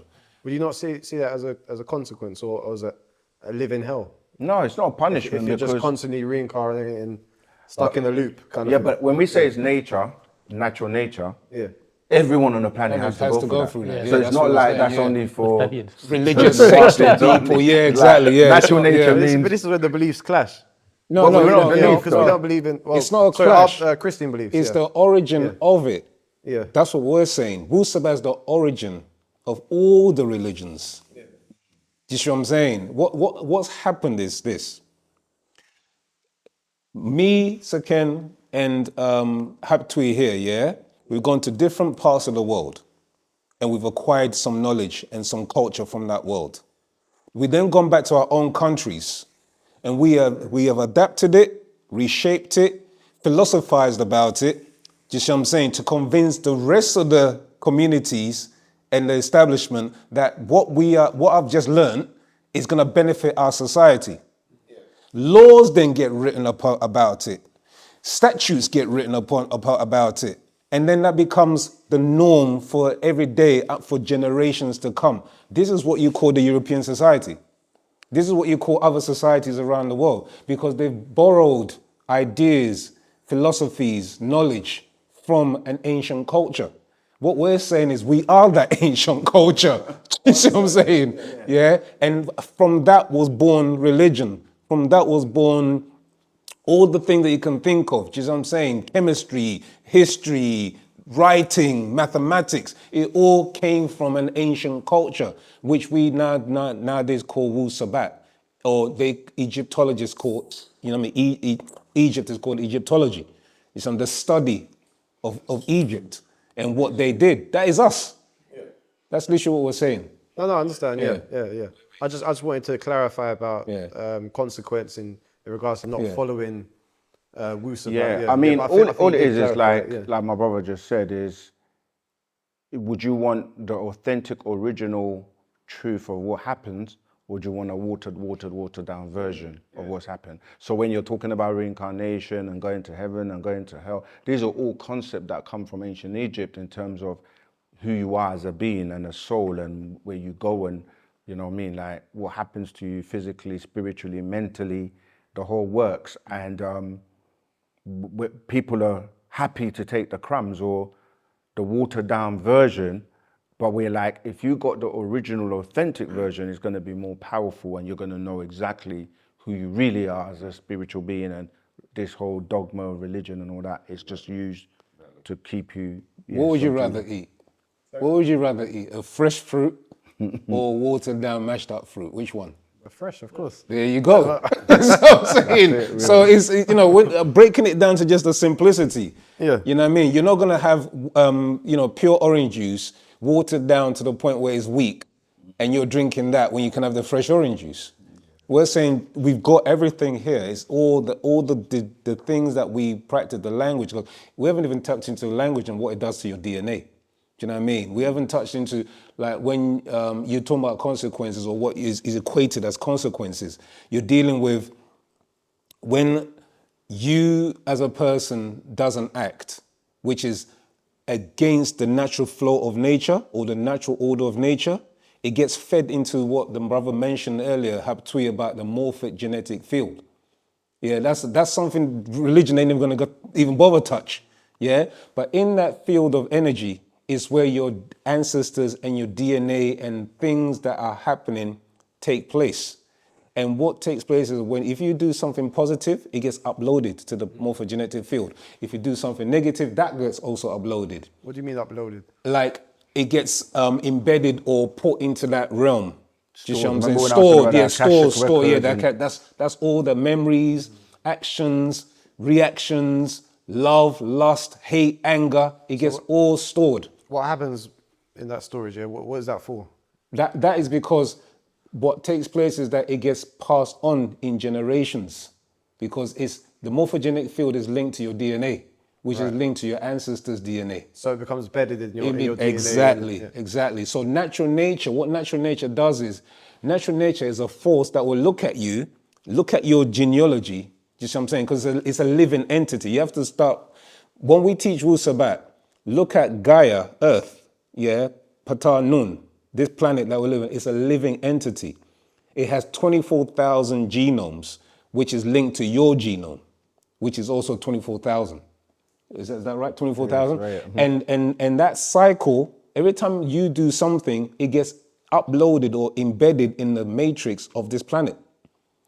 Do you understand? So we actually try to explain that whatever actions you take, it gets affected your ancestors or descendants. How does it affect your descendants then? So Well- if we look at like the terrible people in the world, maybe Hitler, how does that stuff affect their descendants? Because I know Hitler doesn't have any descendants. I Yeah. think they actually got rid of them, but someone else, for Well, instance. actually, that. But so he's given Hitler as an example as the effect of their descendants. There's certain things that they won't be able to do anymore. Actually, in fact, you see, for instance, when we talk about the Caucasian race, we teach about the Caucasian race and the different races that came on the planet. Some Caucasians had soul, they had soul, and other races had soul. You with me? Some lost their soul because they've mixed in with other creatures on the planet. And when you're mixing with other creatures on a lower level, the soul is the portion of you that raises you to higher dimensions and higher realities. So when you lose that, for instance, the consequence of that is you'll be trapped here perpetually. You won't move anywhere. And that includes black, white, Chinese, whatever. Do you get what I'm saying? But you're saying some Caucasians don't have soul? Or? Yeah, because some people have lost their soul. You see, we're going to go into a whole, as I said, Are we the whole saying build. some or just Caucasians? No, some. Oh, Some right, I'm Caucasians, with you. Sorry, some. yeah, I'm Majority have lost their soul. Right. Yeah, due to what has happened in their past. And you have to start understanding that when you deal with cultures and societies, etc., that are on the planet, when people mix DNA, certain things are forfeited. Just something you have to give one to receive the other. So you could, like me, I could have genetic defect in my DNA. I could pass that on to my children. You understand? Yeah, so genetic defects can be passed on. Yeah. Mental defects can be passed on. And that's all part of the morphogenetic field. You understand? So when you do this and you practice unnatural nature, you hybridize fruit, you kill the water, you with me, by poisoning it with lead and bleach, etc. like that. All of that is affecting an individual and also the race and humanity. Now, if you look at the historical records, someone's been doing this for a very long time and poisoning humanity. There are consequences to that. You understand? So likewise, in your own family, there are consequences. In your race, there are consequences. And it's all being recorded. So that's what the Akashic Records is. It records everything, which gets then passed on to your descendants, and they can feel the effect. It may not be you. You may be all right, but your descendants are the ones that are going to reap it. And this is where people pick it up and they'll say things like generational curses. Do you know what I mean? Because like we're dealing with energy and vibrations and different realms of vibration.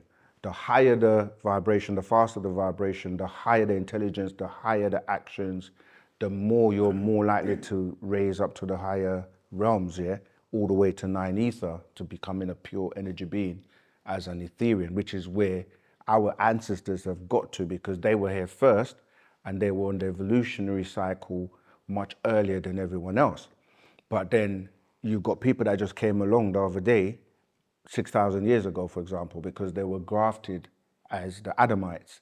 And this is what the Bible is talking about when you're reading and you're saying Adam was created. But without the language, you don't see that it's talking about a specific graftation of beings called the Adamites. So now, when you're dealing with levels of vibration, you can't go to the highest if you're doing things that are pulling you down on the lower vibrations. You see, so people are doing things that are keeping and holding humanity down or themselves down.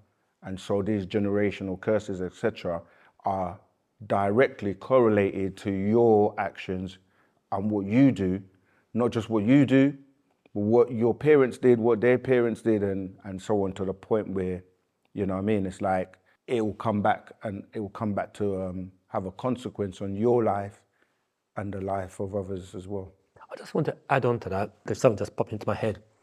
Many years ago, when we was in the School of Right Knowledge, anyway, the master teacher put a book out called Breaking the Spell on Blacks. And he goes, there are three things: mercy, forgiveness, and justice. And he broke it down. Mercy is temporary, mercy, forgiveness, a temporary delay in justice. That's what mercy is, a temporary delay in justice. You have forgiveness, which is a transference of guilt from the guilty to the forgiver. But that does not satisfy the law of justice, nor does mercy, a temporary delay of justice, a temporary delay of justice does not satisfy the law. Then you have justice. So for the amount sown, not just for the amount sown, but for the amount grown, meaning that somebody may have committed a crime, and there are others that have committed the same crime based upon that one incident. And you also got, so these are natural laws, not just for Wu-Sabat, but these are natural laws: mercy, forgiveness, and justice. And the only one that satisfies the law is the law of justice by way of natural nature. You see? That's true, yeah. And when you cross the race line, the consequences is even more severe. What are the consequences for that? Oh, well, that's what nature will take care of that. And that goes down, that's passed down, as Ken said, and Usia said, through the lineage, through that, what the brother's breaking down about the morphogenetic field. So a person may have escaped punishment. I feel, you chopped off X amount of people, but remember, you got offspring, or you may have a lineage, who will have to bear the consequence of your actions. So to tie it in quickly, this is what you call extinction, right? That's right. Literally, yeah. Natural Natural nature. nature will say, we've got to get rid of you, because the overall picture of what you're having an effect on the planet is like, we can't keep you here. So you hear over time people say, polar bears have disappeared, or this has disappeared, the dinosaurs have gone. Now, if you look at that from an intellectual or intelligent level, you had beings on the planet coexisting. You had herbivores, and then you had the ones that were meat eaters. If it becomes a problem where the meat eaters are eating everyone, then someone has to step in and go, we got to get rid of you, now you become extinct. So it all ties in with the consequences, in the sense of not by way of a religion, a man's going to put you in a place called hell, but by natural nature, where it means that in order for this planet to exist and for beings to thrive, we have to get rid of anyone or anything that is not going according to natural nature. Hence, I mentioned about the 24,000 year time span or cycles you're given to fix up. So you're actually given the opportunity to fix up, or else it gets to a point where you become extinct. And we call that dissipate, where you're no longer able to transcend the different realms and carry on living and having other experiences on other types of existence. And unfortunately, if you're going down the downward spiral, because you've got animals, for example, I know people love animals. People like their cats, their dogs, and all of that, great companions, which I never really understood, because people take animals out of their family. Like, you have a family of 5 cats. Someone will take Exactly. one and give it to Exactly. that person, another one. I'm saying. Like separate them to keep Talk you. about trauma. Right. You know? Kind of goes back to the slavery, but we'll leave that for now. But my point is that animals do not have souls. So they can exist and vibrate to the spiritual realm, just like rocks and trees and everything else. But if you are pulling yourself down to becoming more like an animal, you're literally saying, I don't want to go the other way. So if only beings with souls can go up to the 9 realms and beyond, then you're going and doing things like making you an animal, like you were saying, murdering, doing all kinds of stuff, then your judgment will come to the point where after the cycles that you've been given, that's it, extinct. Yeah, by way of natural nature. And again, that's going to sound contradictory because we say you cannot destroy energy, right? But we're saying that there are different, you break down as energy into the lower vibrations. You see, as a conscious energy or conscious being, you're able to traverse and go higher, so you can keep evolving and keep growing and becoming like an Ethereum. But if you are now just energy that is stifled or just on a lower vibration, that's where you remain. You won't be able to have the opportunities to learn and grow. Yeah. No, definitely. Okay. I think we're gonna have to wrap up due to time. Really? Wow. Yeah. You want to do any rapid fire questions or the ones you haven't answered? No, I think we're gonna have to do this again, to be honest. Seriously, yeah. Because I think so. I know we got caught up on the Christianity and religion thing, which is fine because it's a good area to discuss, definitely. But I've got loads of questions. I can give you a little preview. Yeah. Some of them are to do with the world. So I think you were talking about the hollow world as well. Yeah. So I'm quite interested to know about that. I know. Talk about things that are going on in the world right now. I even wanted to discuss food. And things that are good for our body. Nutrition and stuff. Yeah, nutrition, that'd be quite good. Just a lot of things about the world. To round off. There's a lot of topics that I need to go into. So I think we're gonna have to meet at a later date and do it again. Yeah, we could do a part 2. I don't mind. It's not my first time anyway. So I don't know, man. There's so much more to discuss, definitely. Yeah. But I think if we can wrap up with maybe all saying your names again, and then where we can find you. I'll let you two go first because I want to talk about some of these. So it's Wu-Sabat Reye. You can find us teaching on Clubhouse and also on Zoom every Saturday, 7 to 9:30 p.m. You can also physically come to nashat.co.uk, Nashat the store in 101 Church Street. That's in Croydon, West Croydon. You can find the books and knowledge, and also come for classes and also other social events that we hold. You want to add to that, build on that one? No, just I'm Hatwi Ray Atam Hatap, and all the above. I'm Sakam Reye. I mean, you can find us on OSM Vision.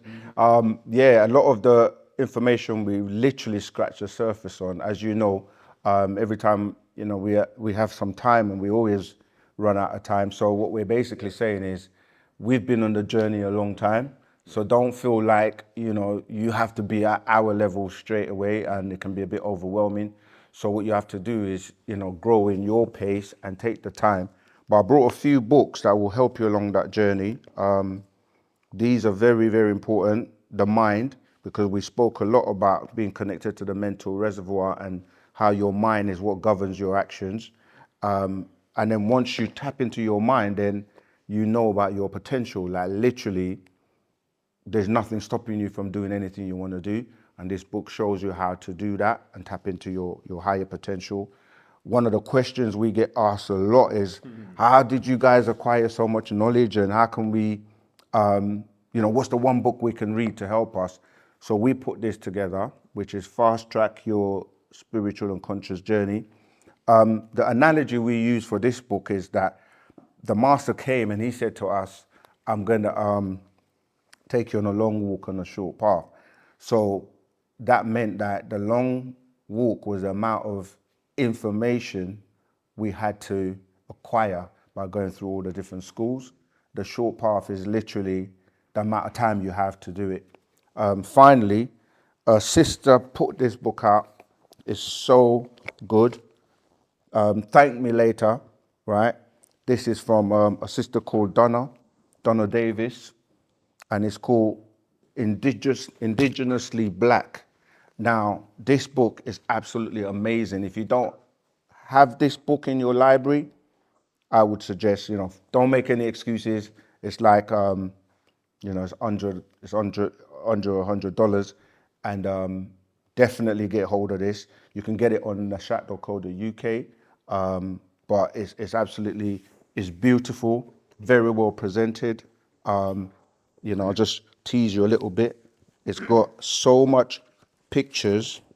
It's a history, covers a lot of what we teach, but it's very graphical, very well read, easily read. It's a very nice, way for you to kind of like really learn a lot. There's so many images in a very short period of time. So, we'll make that available to you. So that's all I wanted to. Show the special image. Oh, Show the special I image. don't know. No, let's leave that for the surprise. We've been fortunate enough to be, in here as well, showcased. And that, in fact, let me show you quickly, and others. But we've been featured in the book as well. So I'm there in my glory. There's others. There are many people, but it's a very, very good book. I recommend it for everyone to get hold of. And finally, just want to thank Awesome Vision. We want to thank you guys for having us on your platform, and for us to be able to share Wu-Sabat.